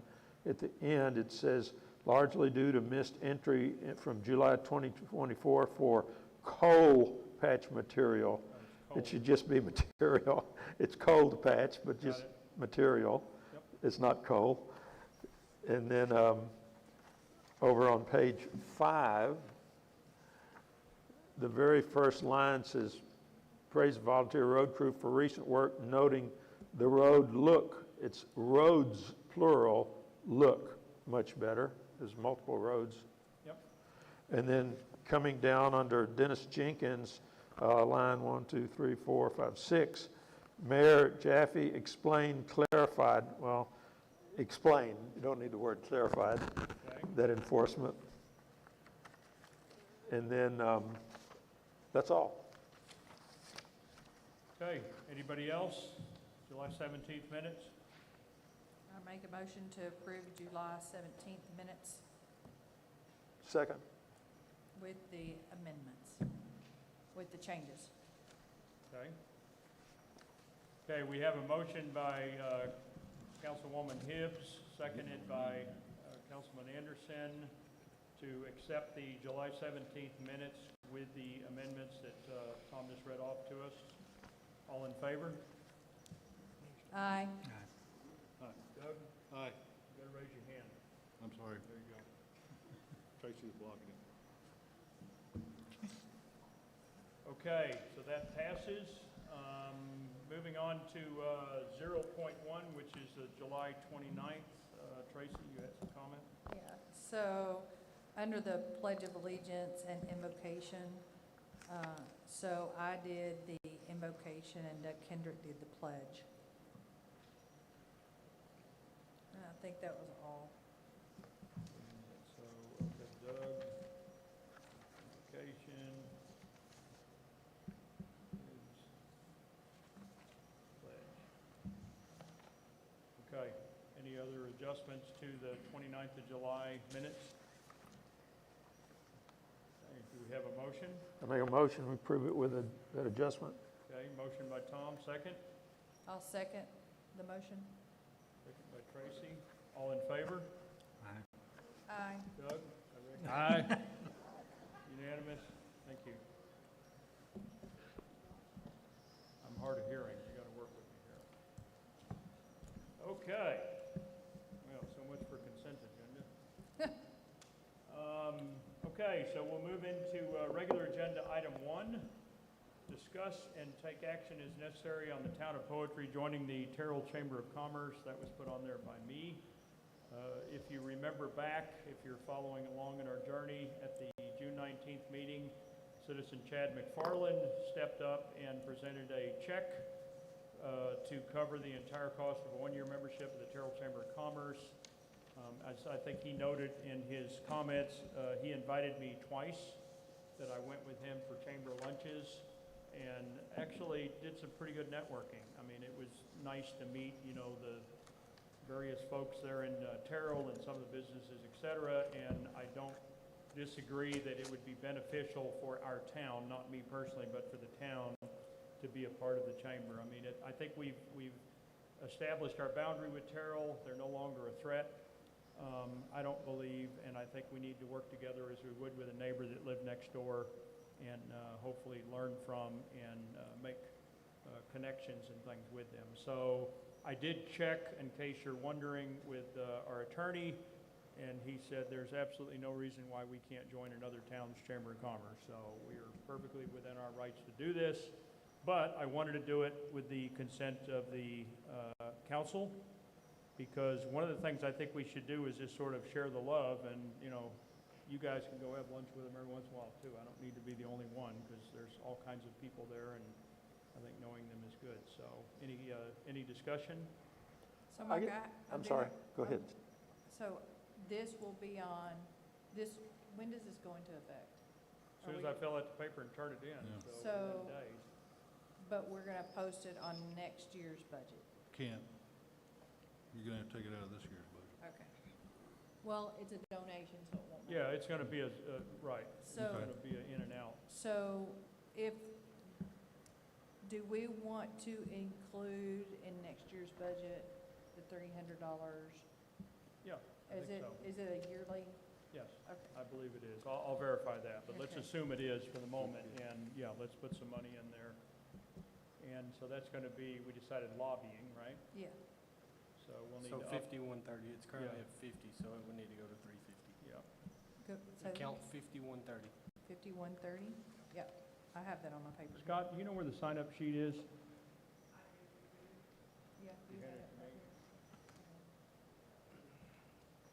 No, it's in the pages. Yeah, can you tell me where I put it? I saw it while ago, the only reason. 'Cause I know you Aha, got it. There it I is. found it, okay. Thanks, take those memory vitamins that I'm giving my wife. Okay, good. Okay, other comment? Yeah, I guess I'm in favor of it because Terrell's making a lot of changes. I mean, if you notice they're adding those 2 enormous buildings for Amazon type. Right. And there's a lot of things going on in Terrell that affect us primarily probably through housing and spillover effect. But I think it's worthwhile when something is happening that would whoever goes to meetings here is just to go give a brief report. I mean, they are the closest town we have to us, I think. And they are changing, so I think it's worthwhile to do it. If nothing else, just to keep up with what's going on that might affect us in one way or another. Roads is one example, of course. Yep. Well, I just think it's a good stewardship. You know, they're our neighbors, and, you know, at some point, we will have to work with them on things, so, to your point, Tom. Okay, any other comments from council before we hear from citizens? Okay, so I show Tara Sinkovich signed up for this one. Tara, you want to make comments? No? Okay, she passes. Okay, so again, I'd like to run this through council, so do I have a motion?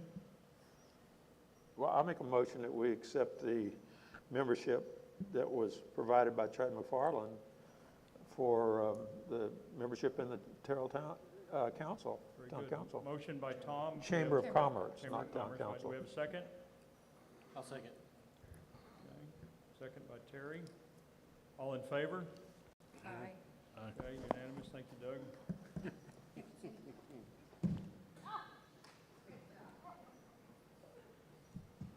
All good. Okay, so, yeah, there's not a item 2. It's very frustrating. This is proof you shouldn't proof your own writing because you don't see mistakes. I never even saw that too. So Yeah. it goes from agenda item 1 to agenda item 3, which is to discuss and take action as necessary on the town of Poetry joining the North Central Texas Council of Governments. And I have a resolution to go along with this. Doug, you want to introduce this for us, please? Yes, sir, thank you. I've been involved with COG all my career. COG is actually a political subdivision, you can call it that, but it has no regulatory, requirements, if you will. It's made up of the 18 on the board. There's 18 local officials, so it's a group of the communities. COG in our area, North Texas Council of Governments, is taking care of 16 counties in North Texas. Out of that, COG is part of the state. There's 24 COGs in the state of Texas. So everybody that's in the state is covered by COG. And so, what does COG do? It's got a lot of information for towns and cities and communities. It has grant opportunities at different times. There's times where I attended some community meetings in emergency management, 911. So it's a great opportunity for us as a community. The membership that you have to pay every year is based on population, and our membership is $200. So I think between the resources that we will be able to get from COG, will be paid several times over, especially with the information that we get. Part of their services is aging services, economic development, emergency preparedness, environmental development. So you can already see some of the things that we're involved with already where COG can be assistant to us. 911, public safety and transportation. And again, when you hit transportation, I was in a conference this week, and a lot of the cities are having to deal with their now proposed loops.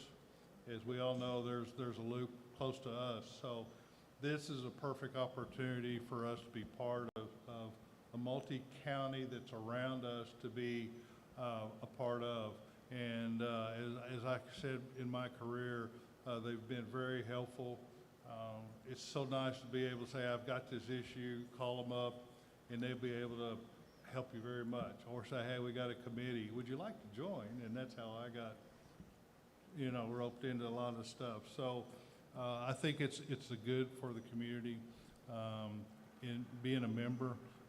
As I said, just a membership fee, $200, and all the stuff that we have can take advantage of. As I mentioned, it's open to the community type thing for us to get and take advantage of those services. And I'm going to add to what Doug's saying. COG was originally meant for small municipalities to help them get up and running. And he said something about the outer loop. He's talking about the outer loop of Rockwall. So COG is who came in and did this study and told them if they moved that loop any further east, it wouldn't affect the traffic in Rockwall. So we can count on COG to make or help us make very informed decisions. So anybody associated with Poultry, as far as the council, we can go into these committee meetings, you know, we just got to make sure one at a time, if you will. But there's so many meetings going on constantly that we can all take advantage of attending some of those meetings that they have. Just watch their COG sites, and we'd be in good shape. Yeah. And I want to encourage citizens because you can sign up as a member yourself. It's not just Individually. exclusive to municipalities. As individuals, you can also sign up for North Texas COG. So I provided in the packet, thank you Doug and Tracy, just a list of the members of the North Central Texas piece of COG, and it's like everybody's a member. I mean, it's 235 entities, all the counties around us, all of the cities around us, all of the school districts around us, all the special districts, and I think to some of what Doug said, I see this as an opportunity to be a part of people that are addressing and have already addressed the same kinds of problems that we're going to have to deal with. They're further down the road. They probably have bigger budgets. And I just think it's good. You know, the Bible tells us to seek wise counsel, and to me, this is consistent with seeking wise counsel. So I think it's a great opportunity. Other comments from council? I guess one comment I'd have is I think, kind of like the Terrell Chamber of Commerce, I think we ought to be kind of a standard part of the agenda. Yeah. If anything is of interest or use that comes out, it should be stated in the council Yeah, meetings. I agree, Tom. I do support it. Yep, no disagreement. Anything else from council? Okay, signed up to speak on this, Tara Sinkovich? Okay, Tara passes. Okay, so do we have a motion on the Town of Poetry joining the North Central Texas Council of Governments? Sure, I'll make a motion we accept, as long as they accept us. They said they would. Okay, we have a motion by Tom. Do we have a second? I'll second. Okay, we have a second by Terry. All in favor? Aye. Unanimous, thank you. Yeah, I think we're going to get more than our $200 back on that one. And again, let's add that to our budget Yeah, got it. as just annual expense. Okay, moving on to agenda item 4, discuss and take action as necessary on updating resolution 2021-08-01R, establishing the National Incident Management System, NIMS, as a standard for incident management in poetry, and designating the mayor. So this is really just kind of a formality. If you pull this resolution up, it has at the end of it that it says, let's see, where is it? Okay, it says, be it further resolved, this is the very end of the resolution, be it further resolved that Tara Sinkovich is hereby designated as a local point of contact, LPOC. Well, obviously, she's no longer the LPOC.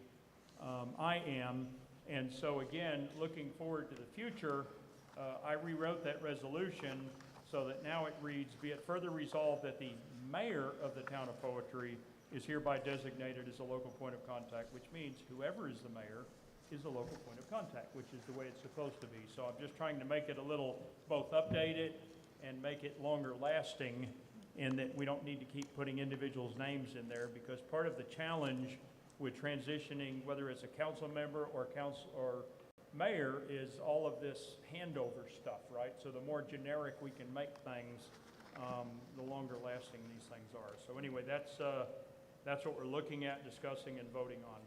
Comments from council? Yeah, I have a comment, and this goes to the Guadalupe fiasco, is someone was missing, they didn't know who the second was. My suggestion would be is that we go ahead and make it the mayor, and in his absence, the mayor pro tem, or something to that effect, so that it's real clear and we don't, if an emergency happens, or Doug Kendrick or whatever, so that we don't get into the situation when they were in Guadalupe where who's next, and nobody knew and ended up with a disaster. Well, if the mayor's out of capacity, then that goes to the mayor pro tem automatically, so that will help. And Well, yeah, and that should have happened in Guadalupe too, and it didn't, in Yeah. Kerr County. Right. So my suggestion is go ahead and make Well, it but is official. it, and I'm not debating you, Tom, I'm just discussing, so, but is that because it wasn't written in a document, or is that because they didn't do what they should have known they were Well, I supposed to guess do? that's coming out in the hearings, and we'll know more. Right, but I mean, I think it's, writing it down doesn't make it happen. No, Doing it and being, prepared makes it happen, so, I mean, I'm not opposed to putting in there, and I'm not opposed to it either. As Doug can speak for too, when emergencies happen, it's only as good as the person in the charge, people, right, period. right. It doesn't matter how many contact people you have, you Well- have to have that leadership. So, to Mike's point, to keep this basic and generic and repeatable, that we don't have to redo this every time, if we want to add mayor pro tem sequential to the request of the mayor, that would be fine, but I wouldn't start naming names. oh, no, to I'm that not point. in And favor of that said either. Doug or it something might, like that. just from some of the training I've done in NIMS, it might require both of you at the same time, in Oh. a different In a capacity. national disaster, sure, but, so, yeah, I'm fine with adding that. How do you want to add it? Just a or Just the mayor statement and beside So it? I'm writing it here, so I'm writing the sentence. In And the or? event that the mayor is unavailable, the mayor pro tem will act as local point of contact, Yes, LPC. that would be good. Sometimes when you're getting your town graded, that's kind of one of the catalogs that they look at too, is are you under the NIMS management system, that type, depending on what you're looking for. So everything we're doing there, Well, we're and improving and ourselves. of course, prior council and mayor did this a long time ago, right? So I think we did the right thing. Again, this is just a formality. It's just if some disaster happened, they're gonna be calling Tara Senkovich and not the current mayor, and we Correct. just wanna eliminate that confusion, Okay. so. Yeah, and Mike, when we get done voting on this, if this calls for a vote, it does, we need to go back because we didn't do it this way. Or is it something we need to discuss, since it's in the packet? The resolution that we have to send to North Central. I'm sorry, can you speak a little louder, Tracy? Yeah. Well, we voted to join it, so. Okay, That's part and parcel to joining it, just like we didn't approve the application to the chamber, but it goes along with joining the Okay. chamber, so. it just said resolution at the top, and that's why. Right. Well, Question I think that resolution went with the agreement to join. Okay, so I have, as an amendment to the resolution in the packet for the NIMS contact, it now reads, be it further resolved that the mayor of the town of Poetry is hereby designated as a local point of contact, LPOC. Next sentence, in the event the mayor is unavailable, the mayor pro tem will act as local point of contact, LPOC, period. Okay. What's, Okay. going to ask for comments? Yeah, further conversation from council, I don't have any. comments? Okay, Tara Senkovich, you're signed up? Tara Singovich, very good. Thank you for taking me off. I don't want to get a call. Okay. So, hearing no other comments, all the citizens have spoken. Do I have a motion on updating this resolution with the amendment that I just read off? I'll make that motion. I second. Tom and Doug, okay, I have a motion by Tom, second by Doug. All in favor? Aye. Doug, Aye. raise your hand. I'll start elbowing. Okay, that's unanimous. Moving on to item 5, discuss and take action as necessary on a standards of conduct ordinance with exhibits. Tom has sponsored this, so I'll let him speak. Well, in our last meeting, we had some discussion about this, and Mike made the comment, and I agree, it should be kind of short and sweet, and there's several reasons. You know, the standard, it's kind of it states what our goals or our objectives or what we stand for as a town, and it needs to be stated, but it needs to be in a way that people will read. If it's too dense, it doesn't get read. By keeping it, you'd mentioned 500 words. Well, I wrote up something that's roughly 400 words, but my objective would be to have something that's short, you can put on one piece of paper, you could even put it on a frame at Town Hall in case anybody wants to know. But it should be simple enough to get the fundamental points out without getting bogged down in the legalities of it. And that's my experience, and I've signed a lot of these, is that I think that tends to be more effective when you don't have a lot of words. You get it down to the few simple principles.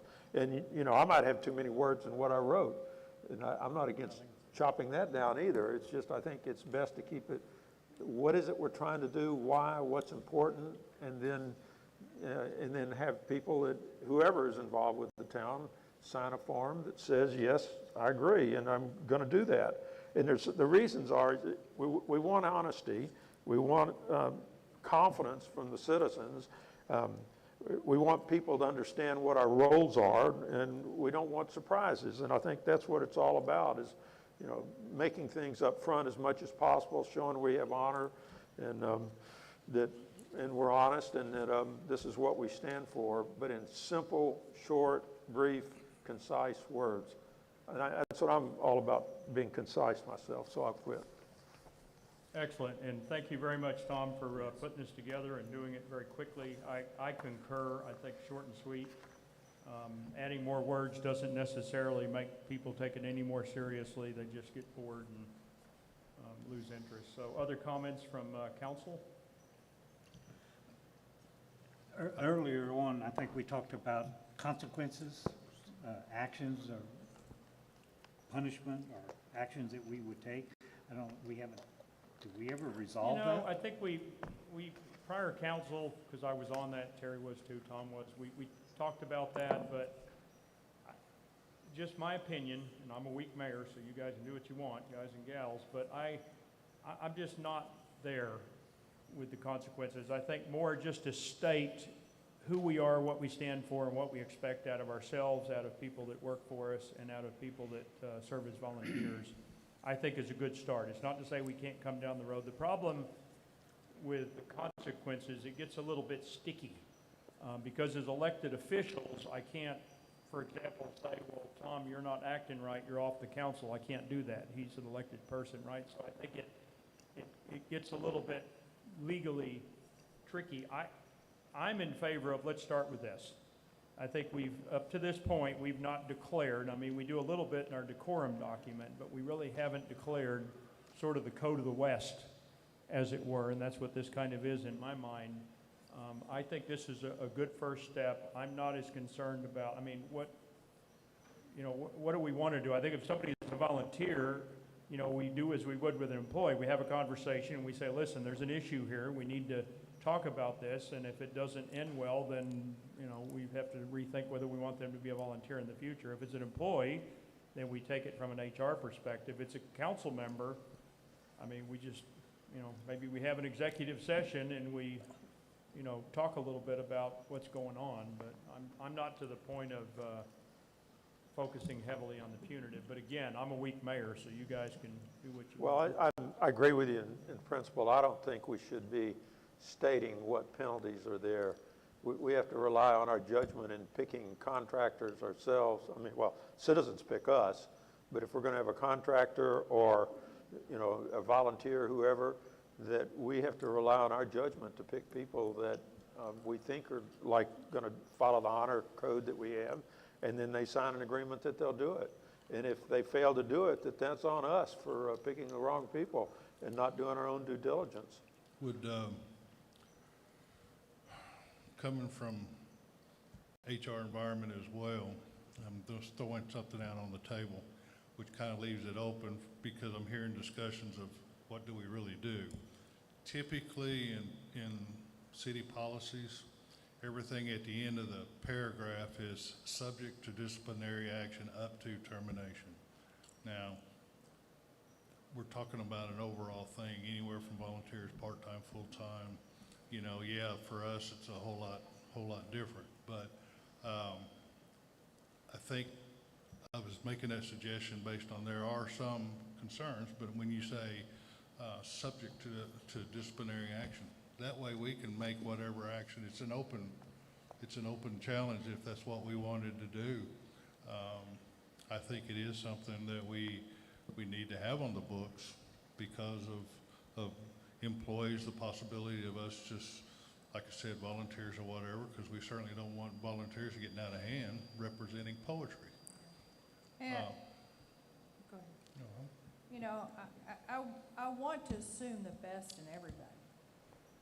I think we all do. But I think we're being short-sighted when we do that, thinking that everybody that we come in contact or every volunteer or employee is gonna uphold, honor, you know, all of these things without any consequences that affect any of these things. So I'm just going to give an example, and this hasn't happened, so don't take this literally, this is hypothetically. So if we have a road crew out working on a road, and someone almost hits a road member, and they flip them the bird, and they start cussing them out, what are you going to do? I mean, that's not acceptable. It might be warranted, but it's not acceptable conduct from a volunteer that represents our town. And so I agree with what Doug said. We might not want to put certain specifics in there, but I do think we need, it's a way to hold ourselves accountable. As council members, there's multiple counties out there with code of conduct standards, ethics, and they have sanctions. And sanctions could be something as simple as a council member, for example, I'm working on the budget, and let's say I was also a check writer. We have safeguards against that. But if I was a check writer and I did something that was unethical, would you allow me to continue in that position? I would hope not, because, I mean, this is safeguarding all of us, not just, It can be addressing the contractors, the vendors. I mean, we don't want contractors out there abusing, you know, the city and they're not accountable for it. So again, it's a widespread deal, but somebody, I would hope to think they've got some sort of consequences as far as accountability representing poetry. I mean, when I worked for Procter & Gamble, I had an employee that was fudging on her expense reports. And I could track her movement through Google. And I went to my HR person and I said, hey, this is what's going on. She's fudging on her expense reports, what I do. She said, you gotta put her on a PIP. A PIP is it's not fun for the manager, and it's definitely not fun for the employee. Personal improvement program, there's a lot of them. There you go.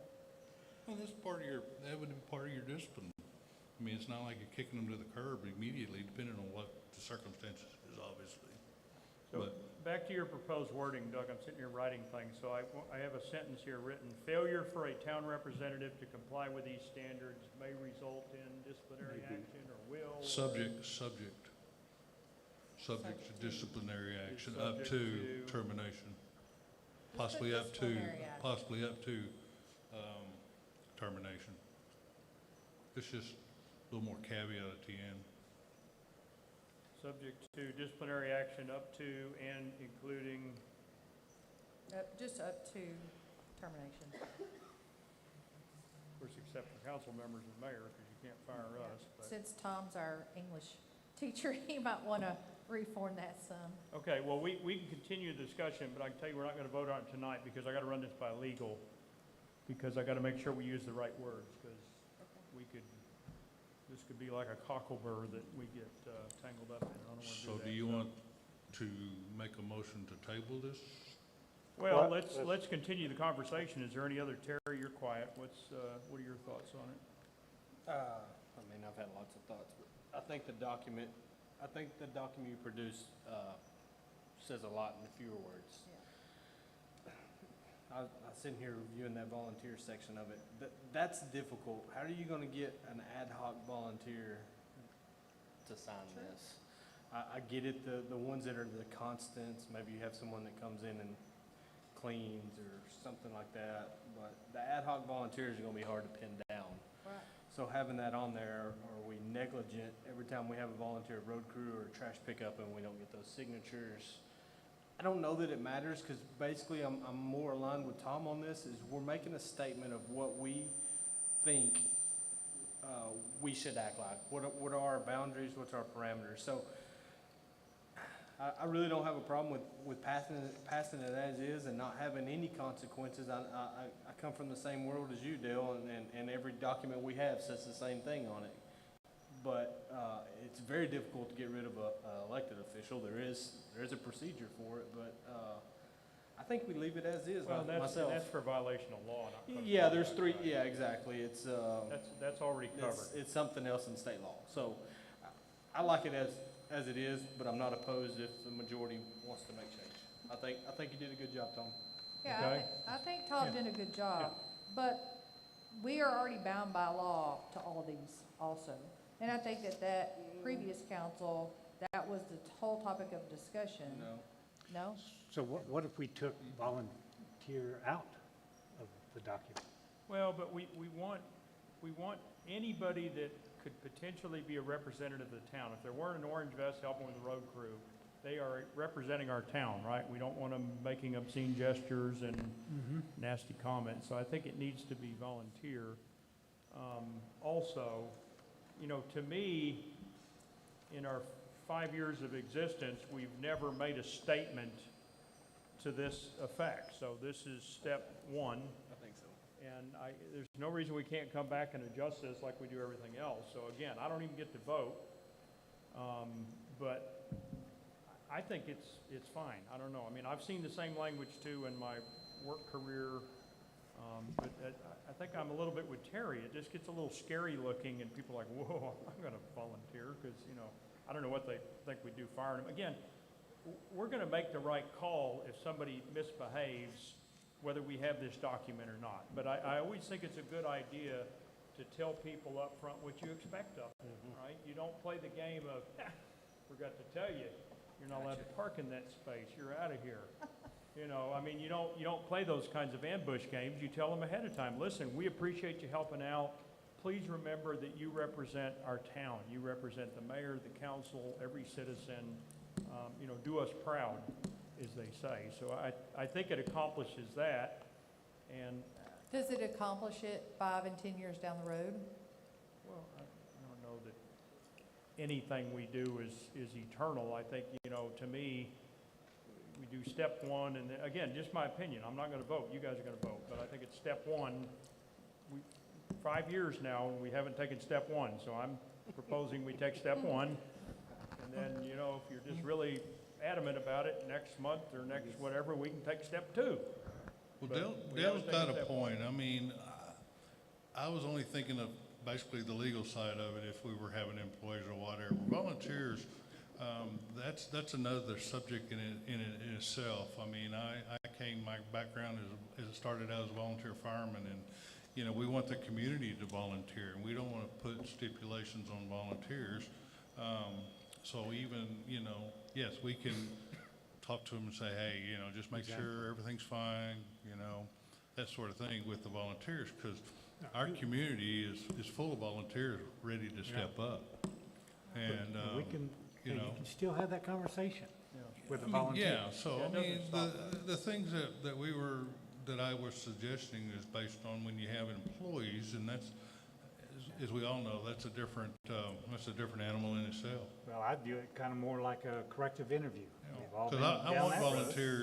volunteers to be part of the community, because that's what has made poetry strong and will continue to make poetry strong. So, And you know, you know, just throw this in there, you know, now that we're gonna be part of North Texas COG, I agree, this could be our standard.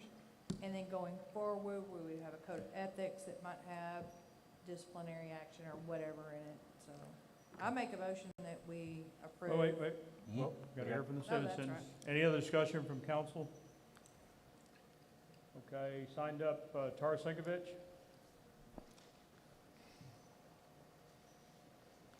Good job, Tom.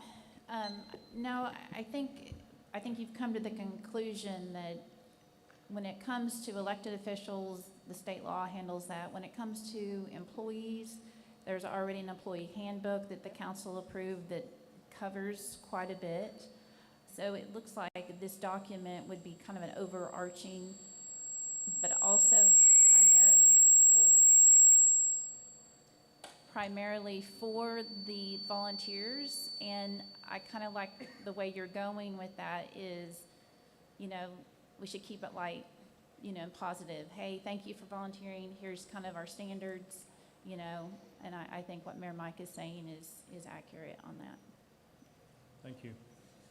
Okay, so it's back on the table, unedited, for a motion and vote, if you so desire. Do we have a motion for the unedited version, just as presented? Well, I'll make a motion, we accept it just like it is. Okay, we have a I'll motion by second the Tom. motion. There you go. Okay, we have a second by Tracy. All in favor? Doug? Okay, we have opposed? Opposed. Okay, so we have 2 opposed. It's Doug and Dale and Tracy, Terry, Tom are 4. Okay, so motion passes 3-2. Next agenda item, item 6, discuss and take action as necessary on status and next steps for planning and zoning. Dale is going to kind of intro this, but let me throw my mayor part in. I predict we're going to be, this council, talking about planning and zoning for the next 2 years, okay, for the entirety of my little career here. And that's because it's that complicated, it's that in-depth, and I think it's that important. Let me say, though, and I know some people are going to speak on this, I am, and I don't know that I ever have been a fan of zoning. You know, it kind of reminds me, I was thinking about it, it's a little bit like talking about life insurance. You know, the problem with life insurance is I have to die for somebody else to get something out of it, right? So I think planning and zoning is one of those kind of topics for me that I really am not a fan, except that I understand the purpose that it can serve, right? And when I talked to some of the TML attorneys this week, for example, you know, planning and zoning is something that towns in Texas have the ability to implement but are not required, right? The town of Houston being the best example. The town of Houston, city of Houston, has no zoning. In fact, I think it's the largest city in the United States with no zoning. And of course, if you've known much about Houston over the years, it looks like a town with no zoning, right? It's like, where's the downtown? Nobody knows. It's all over the place. But you can exist without P&Z. The problem is you lose the ability to control things if and when they happen, right? And TML was sharing with me, and I think many of us know this, that a lot of the calls TML Legal gets from small towns regarding zoning is, hey, some big developer moved in and they're going to like do all these ugly things that we don't want. What can we do to stop them? And TML's legal answer is nothing. You're too late, right? And I think that's something that we talked about over the years in council whether we agreed or not, is that that's one of the purposes P and Z serves, is it gives you the leverage if and when those kinds of things happen to do something about it. If you don't have any planning and zoning, you can't do anything but watch, right? So it causes a quandary with me and perhaps some of you as to, yeah, but I don't want it. Well, you don't want it until somebody buys a property next to you and puts in a tire recycling plant or something that you're not a big fan of, or your neighbor builds some gigantic building 2 inches from your fence, and you were planning on building a house over there, or your horse arena or something, and suddenly you're looking at the side of it. So it's, I guess it sort of is one of those, necessary evils for, it's not that it's evil, but it's just like, it feels like something that's going to limit our ability to live our free lives and do whatever we want, but it also limits the ability of others to come in and impact your ability to do that in a good way, right? So I don't know what the right answer is, but I think it is important enough that this council needs to continue to have the discussion. Now, one of the things I want to do as mayor, because I get to set agendas and things, is I want to continue the conversation that I think ended a little abruptly back when we passed this, right? I feel like there were more people that wanted to say things, and I'd like to give those people an opportunity to come in, because we have 2,069 people that live in the town of Poetry, according to TML. I want to know what the will of the majority of those citizens is, right? Because like we did with property tax, we decided as a town we did not want a property tax, right? So from the town, we get it from the county, but not the town. Now the cost to that is our roads ain't real great. And I'm okay with that, but some of you apparently aren't, because you keep calling me and complaining about the roads. And so, lacking larger chunks of money that would come in from a property tax, we're just going to have to deal with the decision we made. And I think P&Z is going to be the same. If we decide as a town, the majority of us, not just the council, but as a town, that we don't want to do P&Z, or we want to do an even lighter version of P&Z where we just talk about setbacks and very basic stuff, I guess that's okay with me, because we're representing the majority of the town, not 2 or 3 people, not the 6 people sitting up here. But I do think we as a council, and me as a mayor and any future mayor, we have a responsibility to present to the citizens, all of them that voted or not voted for us, the cost and the benefits and consequences of these kinds of decisions, right? So that we can make intelligent decisions.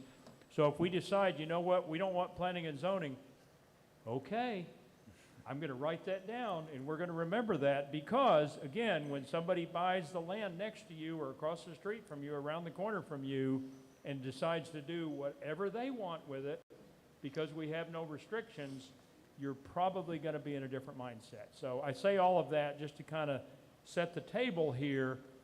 I am not a fan. I wish we didn't need it, but I also wish we didn't need most of the laws that we have on the books, because they just sort of remind me of all the things that can go wrong, and I don't like to dwell on that, but things can go wrong, and so we need to prepare. And I think Tom shared with the council years ago, we don't need to rehash it, but some of his journey in the town of Sunnyvale, when they wanted to stop some things and they had no ability to do that because they didn't have a plan, they didn't have ordinances and other things in place ahead of time. You can't do those after the fact.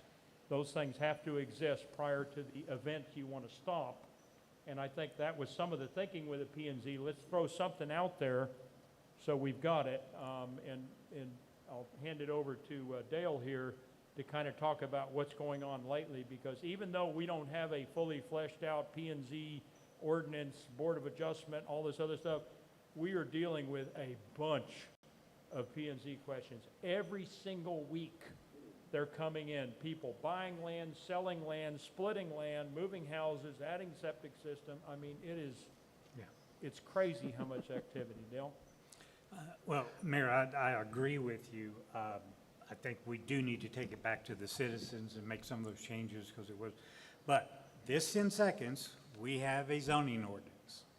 And this 10 seconds, we've got 3 cases on the books that we have to resolve. And so that's what I've taken on, is going in and meeting with the people and trying to resolve that, but by using our existing zoning ordinance. Now, right now, our big problem with our zoning ordinance is not the ordinance, it's the fact that we have no policies and procedures. As an example, we have a number of properties in Poetry that have been abandoned. These are unoccupied houses, some that are legally non-conforming based on the new zoning ordinance.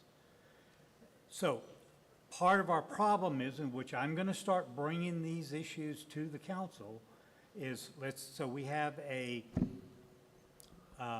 mobile home that's less than 50 feet from the right-of-way. Our setback is 75 feet. The right-of-way, half of that is 25. You got to be 50 feet off the fence line or the right-of-way for your home. This is less than 50 feet. So it is a legal, because it was there before zoning, it is a legal non-conforming use. However, we have no policies and procedures. What happens if someone says, well, we're going to move back in? Our ordinance says if it stays vacant more than 6 months, you can't do that. But we have no policy and procedures. What the things that I would do is, council, I have a property, here's all the data, 2 or 3 of people have gone out and looked at it. It's unoccupied. I've checked with Farmers Electric, hasn't had a meter for a year. I move a motion that we start the clock ticking tonight at midnight. So we go on record to start the clock ticking. And 6 months from now, then that property becomes non-conforming. No one can ever move in. It can't be lived in until it's corrected. And quite honestly, on some of these properties, that sounds mean, but quite honestly, I'm not sure these properties are even livable. I think you could buy something new before you could remodel it to make it work. So those are the kind of things that we need to talk about. Again, it's policies and procedures.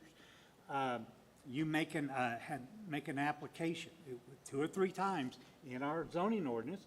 We say, submit an application.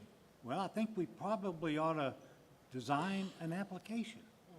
That's what I'm talking about. We have the ordinance. Now let's put it to work. And not only that, so we can protect ourselves from those potential lawsuits. That's the biggie.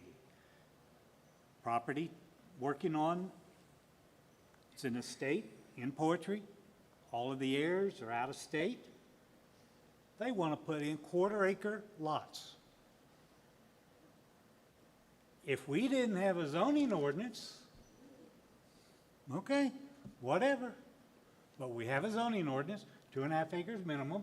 Thank God the argument I used with them is not looking at the city as, you can't do that, you have to have an acre for septic. So I took it off the city and put it on the health department, if you will. But now they backed off. They said, you know, maybe we'll just sell it. Yeah, maybe that might be the best thing to do. So those are the kind of issues. So again, zoning ordinance is not bad. We just have to have the policies and procedures in place and how to define these things. And I think the understanding needs to be, how many, raise your hand, if you're going to develop your property, raise your hand.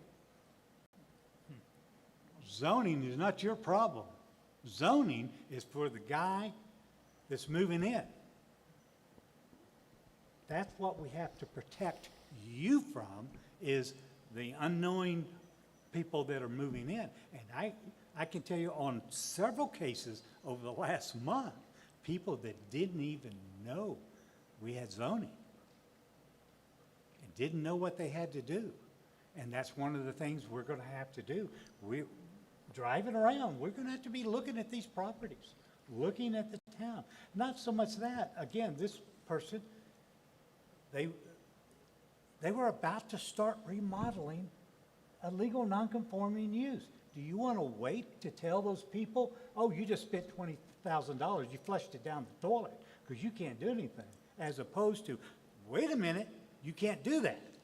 And that's where I think we need to, the approach that I'm trying to look at is how do we protect unknowing citizens, new citizens, to keep them out of trouble, and two, how to protect the neighbor. So that's kind of my spiel. So again, back to my perspective, I think a zoning ordinance that does as little as possible to impact the way of life as we know it. I'm kind of like what Terry said at a couple of council meetings in the past, that he doesn't have, I don't know what words, you just kind of have this image of what poetry is. A memory of it, and I have a memory of it, and a lot of you have a memory of, I don't feel like I'm in the speaker, okay. You really do have to kiss these things. Okay, anyway, I too have a memory of poetry, as I'm sure a lot of you do, and I don't want what I do, what this council does, to change that memory in a bad way, right? I wanted to protect that memory as much as possible. Now again, I think zoning and all of this, in a way, I could argue it's sort of a cross purpose with us wanting to continue to do what we want to do and all that. So I don't know where we come down on this, but as Dale just highlighted, we are getting calls, I am getting calls, Town Hall is getting calls every single week from people. Some of them are out of state, in state, buying, selling, moving, and they need someone from the town of Poetry to interpret our existing P&Z ordinance. So Dale has agreed, because he's good at this and he's passionate about this, to be that person. I did check with legal, and we are absolutely within our right to translate or interpret our P&Z document for them. We don't want to set them up to fail, right? So that's exactly what we're doing. Now, just, he didn't mention it, but I'll bring it up because we've had some conversation, he and I and others, about this. You have P&Z, and then you have deed restrictions or covenants, right? Covenants or deed restrictions are between private people. Typically, cities are not named in a deed restriction. They don't get involved. It's between private people. And because we have, in Poetry, quite a few planned developments. We've uncovered, what, At least 5 or 6 at least, planned developments. And these all have deed restrictions. And so the question has come up in past council, and we'll deal with it here going forward. Well, which takes precedence? Well, there is no precedence. P&Z applies, period, and it is in the best interest of the landowner to pick the strictest of the two, P&Z or deed restriction, when they build. So Dale is dealing with one right now where they're splitting, they've got 2 parcels. There's a house that they built, I guess accidentally, I don't know. It hangs over the dividing line between the 2 parcels by a few feet. So they can't just sell one and not the other because the house is hanging over. Well, they got to resurvey. Well, when they resurvey, our P&Z says 5 feet from the property line, right? So if they move the survey line over 5 feet, we're good. But guess what? The deed restriction for that planned development says 10. Okay? So what Dale kindly pointed out to the owner of the property is, listen, as far as we're concerned, 5 feet and you're good. But you're going to be violating your deed restriction, and your neighbors are going to take you to court, because they will.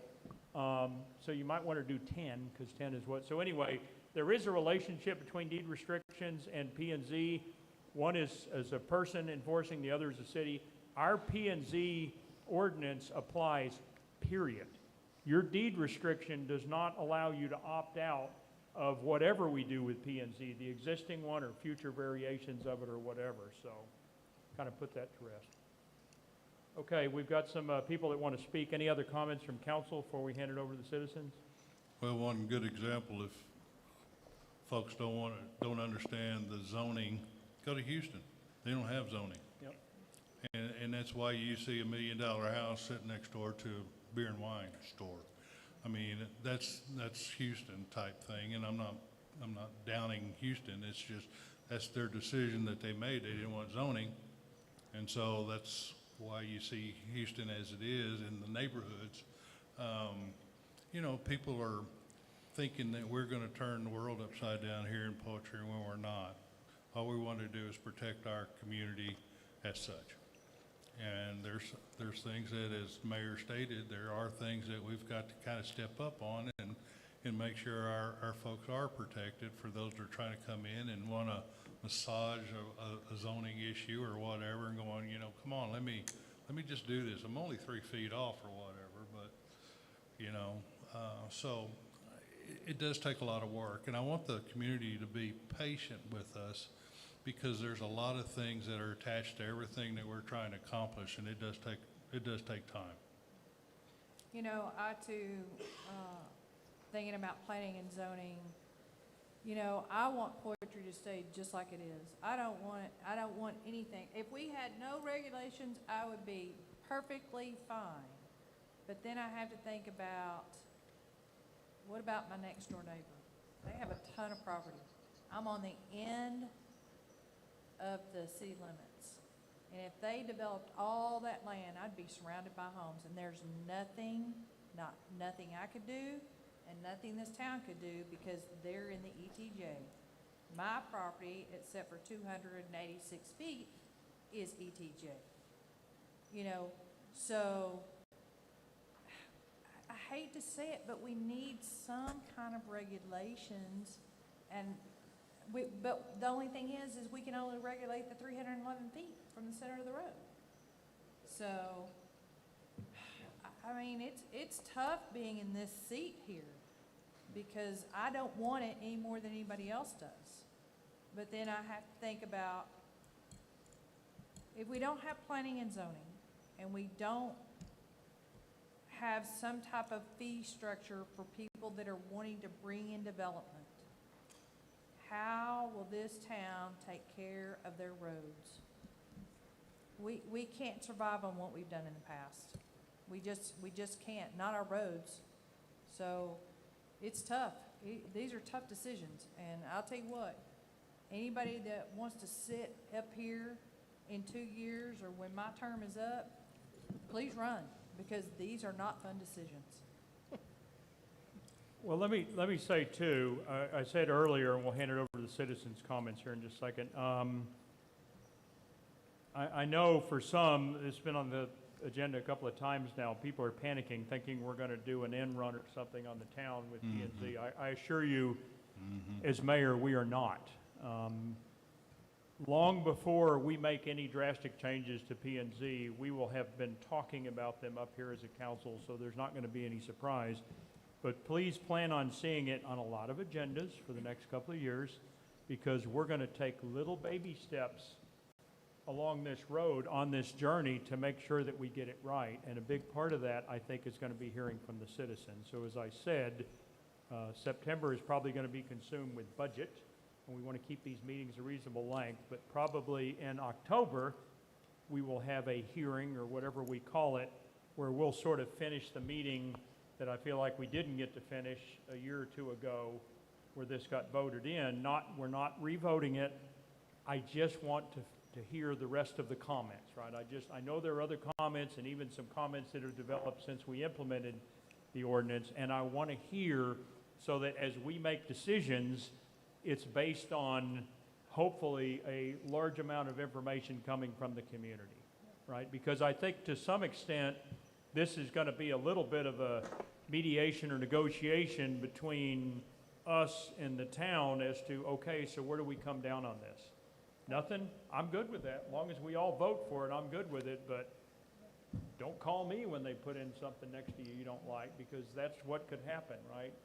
Right. So we just need to, I want to make this decision together as not just as a council, but as a town. This is our town. We incorporated it. We love it. We moved here for a reason. I got to tell you, the people that are moving to poetry, this is Mike Jaffe's opinion, cut it out if you want, they are not necessarily made of the same stuff as those of us that have been here 20, 30, 40, 50, hundreds of years. I mean, they're fine people. I see a lot of them at church, but they got a different definition of living in the country. I know, because I get a lot of the complaint calls about the guns and the this and the tractors and the whatevers, and just, okay. And I second that statement, because I'm out there, I meet them. Yeah. they're good people, but. They are good people, and I don't mean anything against them. I think, you know, sometimes when you move someplace because you love it, you're not being totally honest with yourself because you really want it to change a little bit. And, you know, if everybody changes a little bit, pretty soon it's changed a lot. So, okay, let's go to Well, see, citizen. I got a comment. Go. You know, I've lived in Houston, and it's got, whatever, 4 million people or 5 million people. I think it's a pretty good town, and obviously a lot of other people do too. And they don't have zoning. Well, somehow But they have deed it restrictions. attracts people. They have deed restrictions. They have deed restrictions, that's right. They have other things, but they don't have zoning. And sure, it does have some of that, but I think it's a pretty good town. I was raised in a small town that had no zoning. It's a town of 5,000 people. So, you know, you could do whatever you want, whenever you want. So, to me, if we're going to do zoning, well, we did do zoning, but my emphasis is always going to be keep it light. I mean, Mike, I don't know if this is what your idea of light is, but my idea is keep the zoning flexible and light and not get it too specific and too bureaucratic. Keep it as light as possible. And because that's the way I was raised, and I've lived in Houston, and Houston, as far as I'm concerned, is just fine. And Tom, I will agree with that, but I want to say one thing. The councils behind us that come after us are going to make it so strict that nobody's going to want to live here. They're going to run us out, and I hate that. Okay, let's hear from our citizens signed up to talk on this. Candy, you and Herbert are first. You can pick who goes first.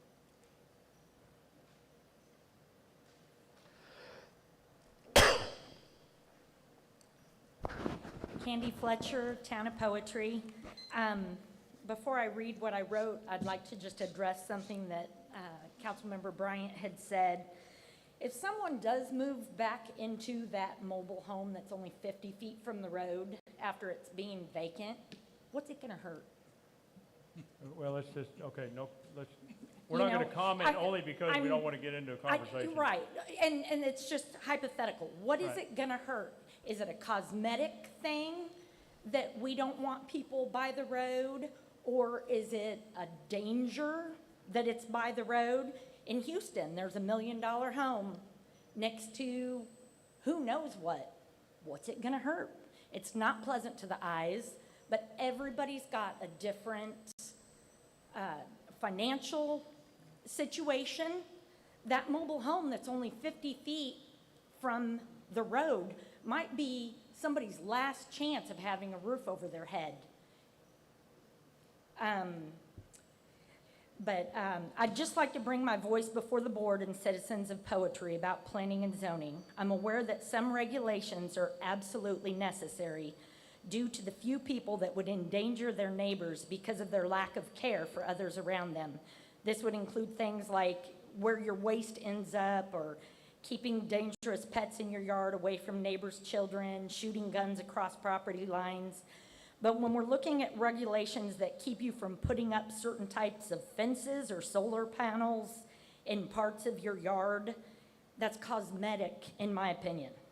That's already taken it too far for country people that just want to do what we want to do on land that we purchased here in Poetry. We chose to live in the country for that reason. Now I hear talk of possibly more regulations and having to pay for permits for things we want to do on our own property. Councilmember Bryant, you said if we're not developing, these zoning ordinances won't affect us. What if we want to build a barn? What if we want our grandchild to move in a fifth wheel on our home and be beside us? These will affect us as citizens, whether we're planning on doing anything major or not. Permit requirements will not keep developers out, and they will find ways around any barriers we try to put up.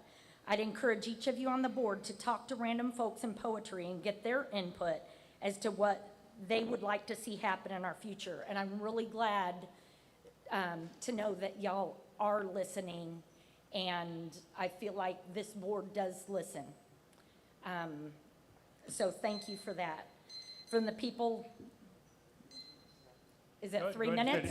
If you're close, finish. I'm not close, but that's okay. I'm good. Okay. Thank you. Candy. Herbert?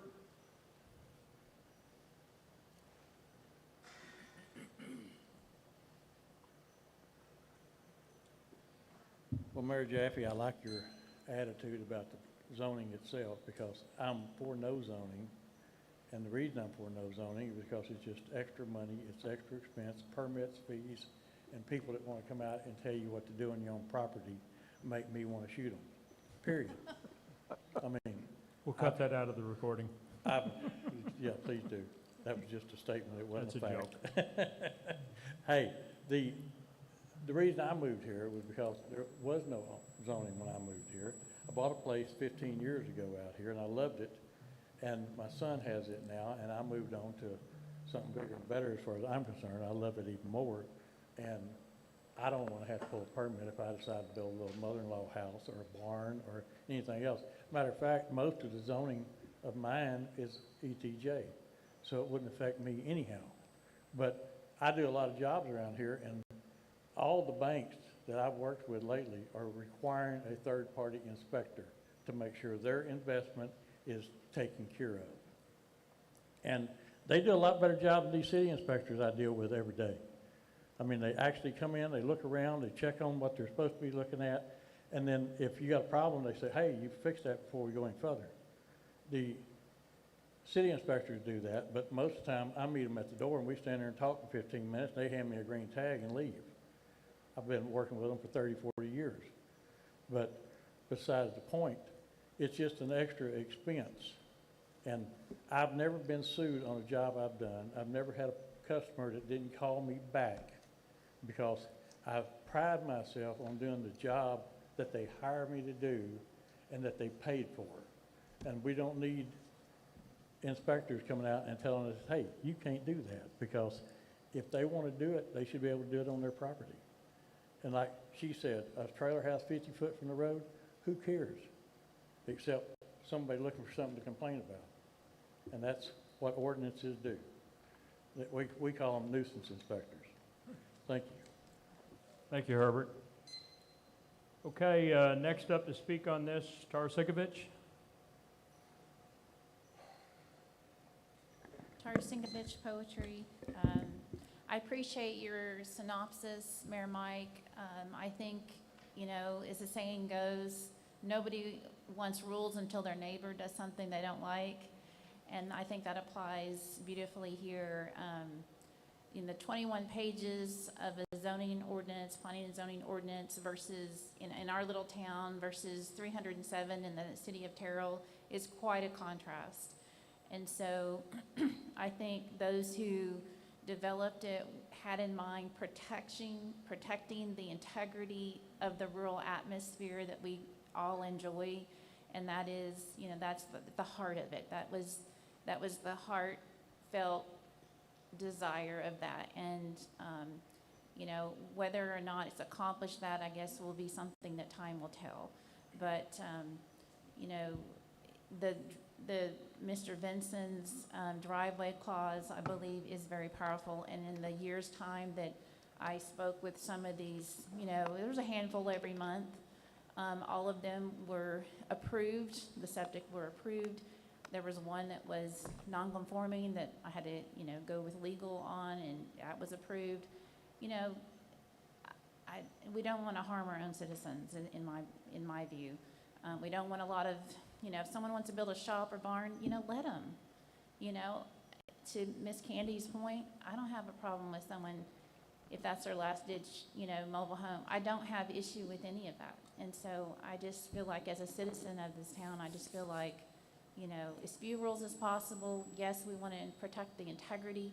And yes, the driveway clause, I think, can be important. In fact, it was very helpful a couple times in speaking with some potential developers. And so, and it's it's been very, very helpful to have, say, hey, we have zoning, you know, and it has detoured some potential negative impact on our area. But anyway, thank you for what you're doing. Thank you for clarifying that, and thank you for listening. I think that's excellent. So Okay, thank you.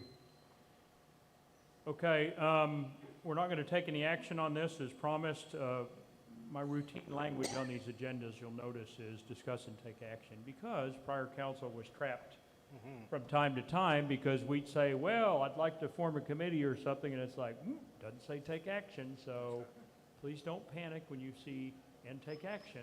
That's just so if we want to do something probably not even significant, we have the ability, right? So in this case, the wording is on there, but we ain't taking any action. We had a conversation, that's what we wanted to do, we got a little bit of feedback. I feel like I need to kind of clear the air too, not just for those in the room, but others that will watch the recording later. I very much appreciate, as I do every council member here, but I very much appreciate Councilman Bryant taking this on. One, because I think he has a lot of history and experience, but please, let's not shoot the messenger, okay? Dale is interpreting our ordinance. Dale isn't making things up. He's not imposing his will. He's simply trying to read our ordinance and translate it for people that need an answer, right? We can't just say, I don't know, just do something and we'll sue you later or we'll figure it. No, I mean, they want to know, and I think they deserve answers.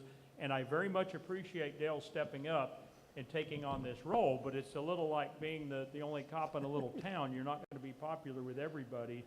And, you know, I think there's some people out there that are like, well, Dale is doing, no, Dale is reading the ordinance. You can read it too. All he's doing is basically reading the ordinance that this council passed a year and a half or so ago and telling people what it means so that they don't get themselves into trouble. If we don't like the ordinance, let's not hate on Dale.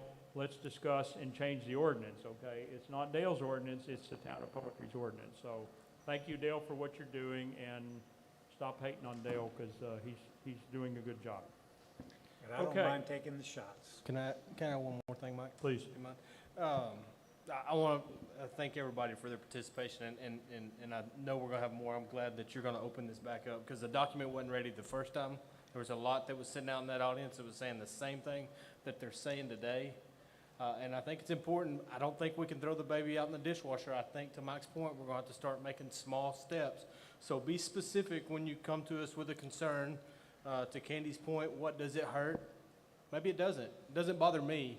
But we can't be subjective. It has to be objective when we review this. So to your point, Tara said, what does it hurt? When you start being subjective, that's when you're going to find yourself in a lawsuit. So if we want that to be okay, we need to say that that's okay, or take out the exclusion, the specificity, I can't even say it, the specific language that says it's not okay. So I'm going to ask y'all, as we massage this thing over the next 2 years, as Mike is kind of leaning to, that we get really specific with what we want. To Tara's point, Councilman Vincent's driveway clause might be one of the better things we have. It's real specific on how many driveways you can have, which is in turn going to limit the dwellings on that property. So I just urge everybody to continue to reach out to us, and we'll work together on this to make it better. Yep. Bring me solutions, not problems. Problems show up on their own. Okay, that wraps up the regular agenda. We're moving on to general public comments. First up, I have Robin. I think that's you, Robin Bowles, because it's spelled R-O-B-I-N. No? You don't want to speak? I have a Robin. Is there another Robin in here? I don't know anybody else in here now. Robin. It's I-N, R-O-B-I-N, poetry. Well, I have Robin Followell. I know you. Okay. Well, you don't want to speak? You do? Okay.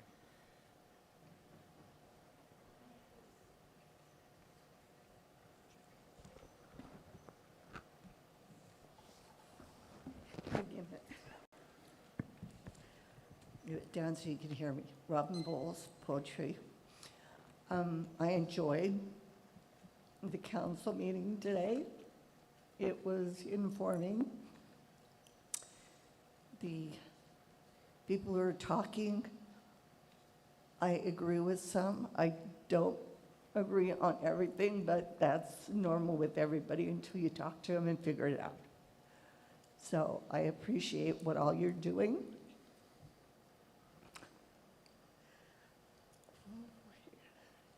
And I hope you guys continue to take everybody's voice into consideration when you're making things, laws, rules, agendas into account. But thank you for all you're doing. And that's what I have to say. Thank you, Robin. Thank you. Appreciate that feedback. Tara Sinkovich? Tara Sinkovich, Poetry. So I recognize that budget is enormous. It's an enormous task. I truly do understand that. I would like to see at some point, I didn't hear all of it. It was hard to hear in some of the early one, and I missed some of it. So at some point, encumbered funds are going to be listed. All the encumbered funds will be listed in total. Is that right? I know you can't. Well, I guess you can answer, but I just want to make sure that that is listed so that it doesn't bite us in the rear as a town, because that has to be spent only on roads. Yeah. And then also back in November of 24, there was a resolution that council passed in order to get the grant that we would spend the 5% match. That's $37,500. I think that probably should be in the budget. In order to even qualify for the grant, remember the council had to vote on that. And so that $37,500 is the 5% match. And so, sorry, but I think that would have to be in there as well. I would like to see, I know that you've been working diligently with Hunt County and Kaufman County. As a citizen, I'd like to see the reconciliation maybe on the escrow accounts for both the counties on the roads, because I feel like I'm in the dark on that. I know you're presenting that, and I appreciate that, but, you know, I'd like to see the numbers on the escrow, you know, like maybe a escrow reconciliation for both counties, perhaps. Also, back to the first time we did zoning, I think we only spent around $2,000. It was like $1,000 for mailouts and then legal and extra, you know, a little bit of mapping. It was less than $2,000, just FYI. Other than that, good meeting. Thank you for all your work. Okay. Thank you, Tara. Oh, and I appreciate the building. It's fabulous to have air conditioning. Air conditioning is one of my favorite all-time inventions, but I'm shivering, and I don't know if anyone else is, but okay, I'm getting a little, I froze last time too, but anyway, I'm appreciative, but oh, it's a little chilly. Okay, well, you can't fall asleep when you're cold, so keeps you awake, I guess. Jack, I'm guessing that's Mr. Sinkovich? Okay, Jack's going to pass. Robin Followell?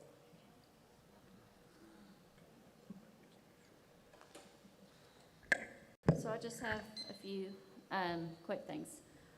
I think I wasn't planning on, but I'm going to go ahead and do it on my general. I think what Dell was referring to, just to help clarify on some of y'all with that, about the home that's been there, it's abandoned, about that. A lot of times when you refer to you keep it to it's 6 months and let it come non-conforming, a lot of times that mobile home, the one I think you're specifically talking about, it is disintegrated really bad, dilapidated. It's been that way for a very, very long time.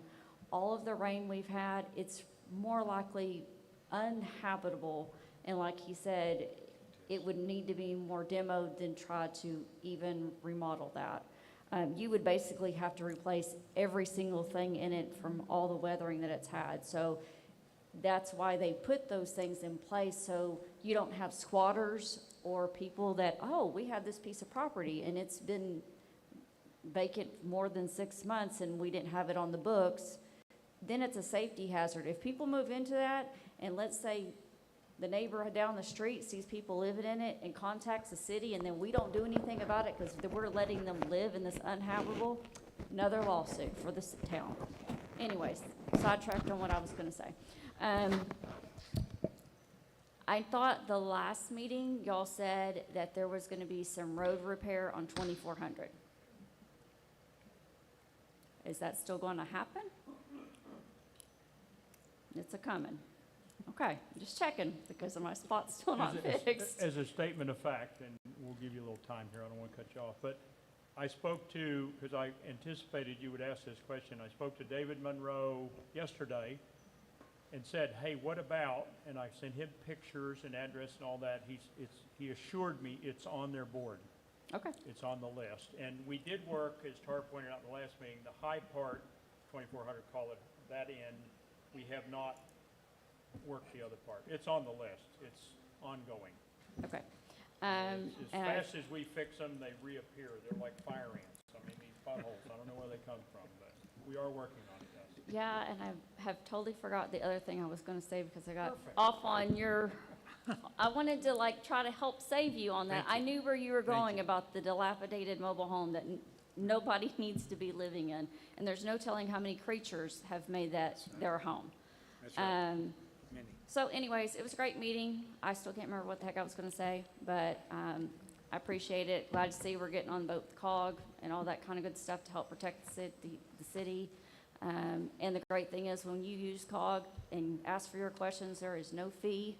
It's all included. So that's gonna help the town a lot. Excellent. Thank you, Robin. Okay, Terry, keep me honest. Did I forget to vote on anything or do anything or? I think you got it, boss. Yeah, I think you got it. Okay, the meeting is adjourned at 8:26.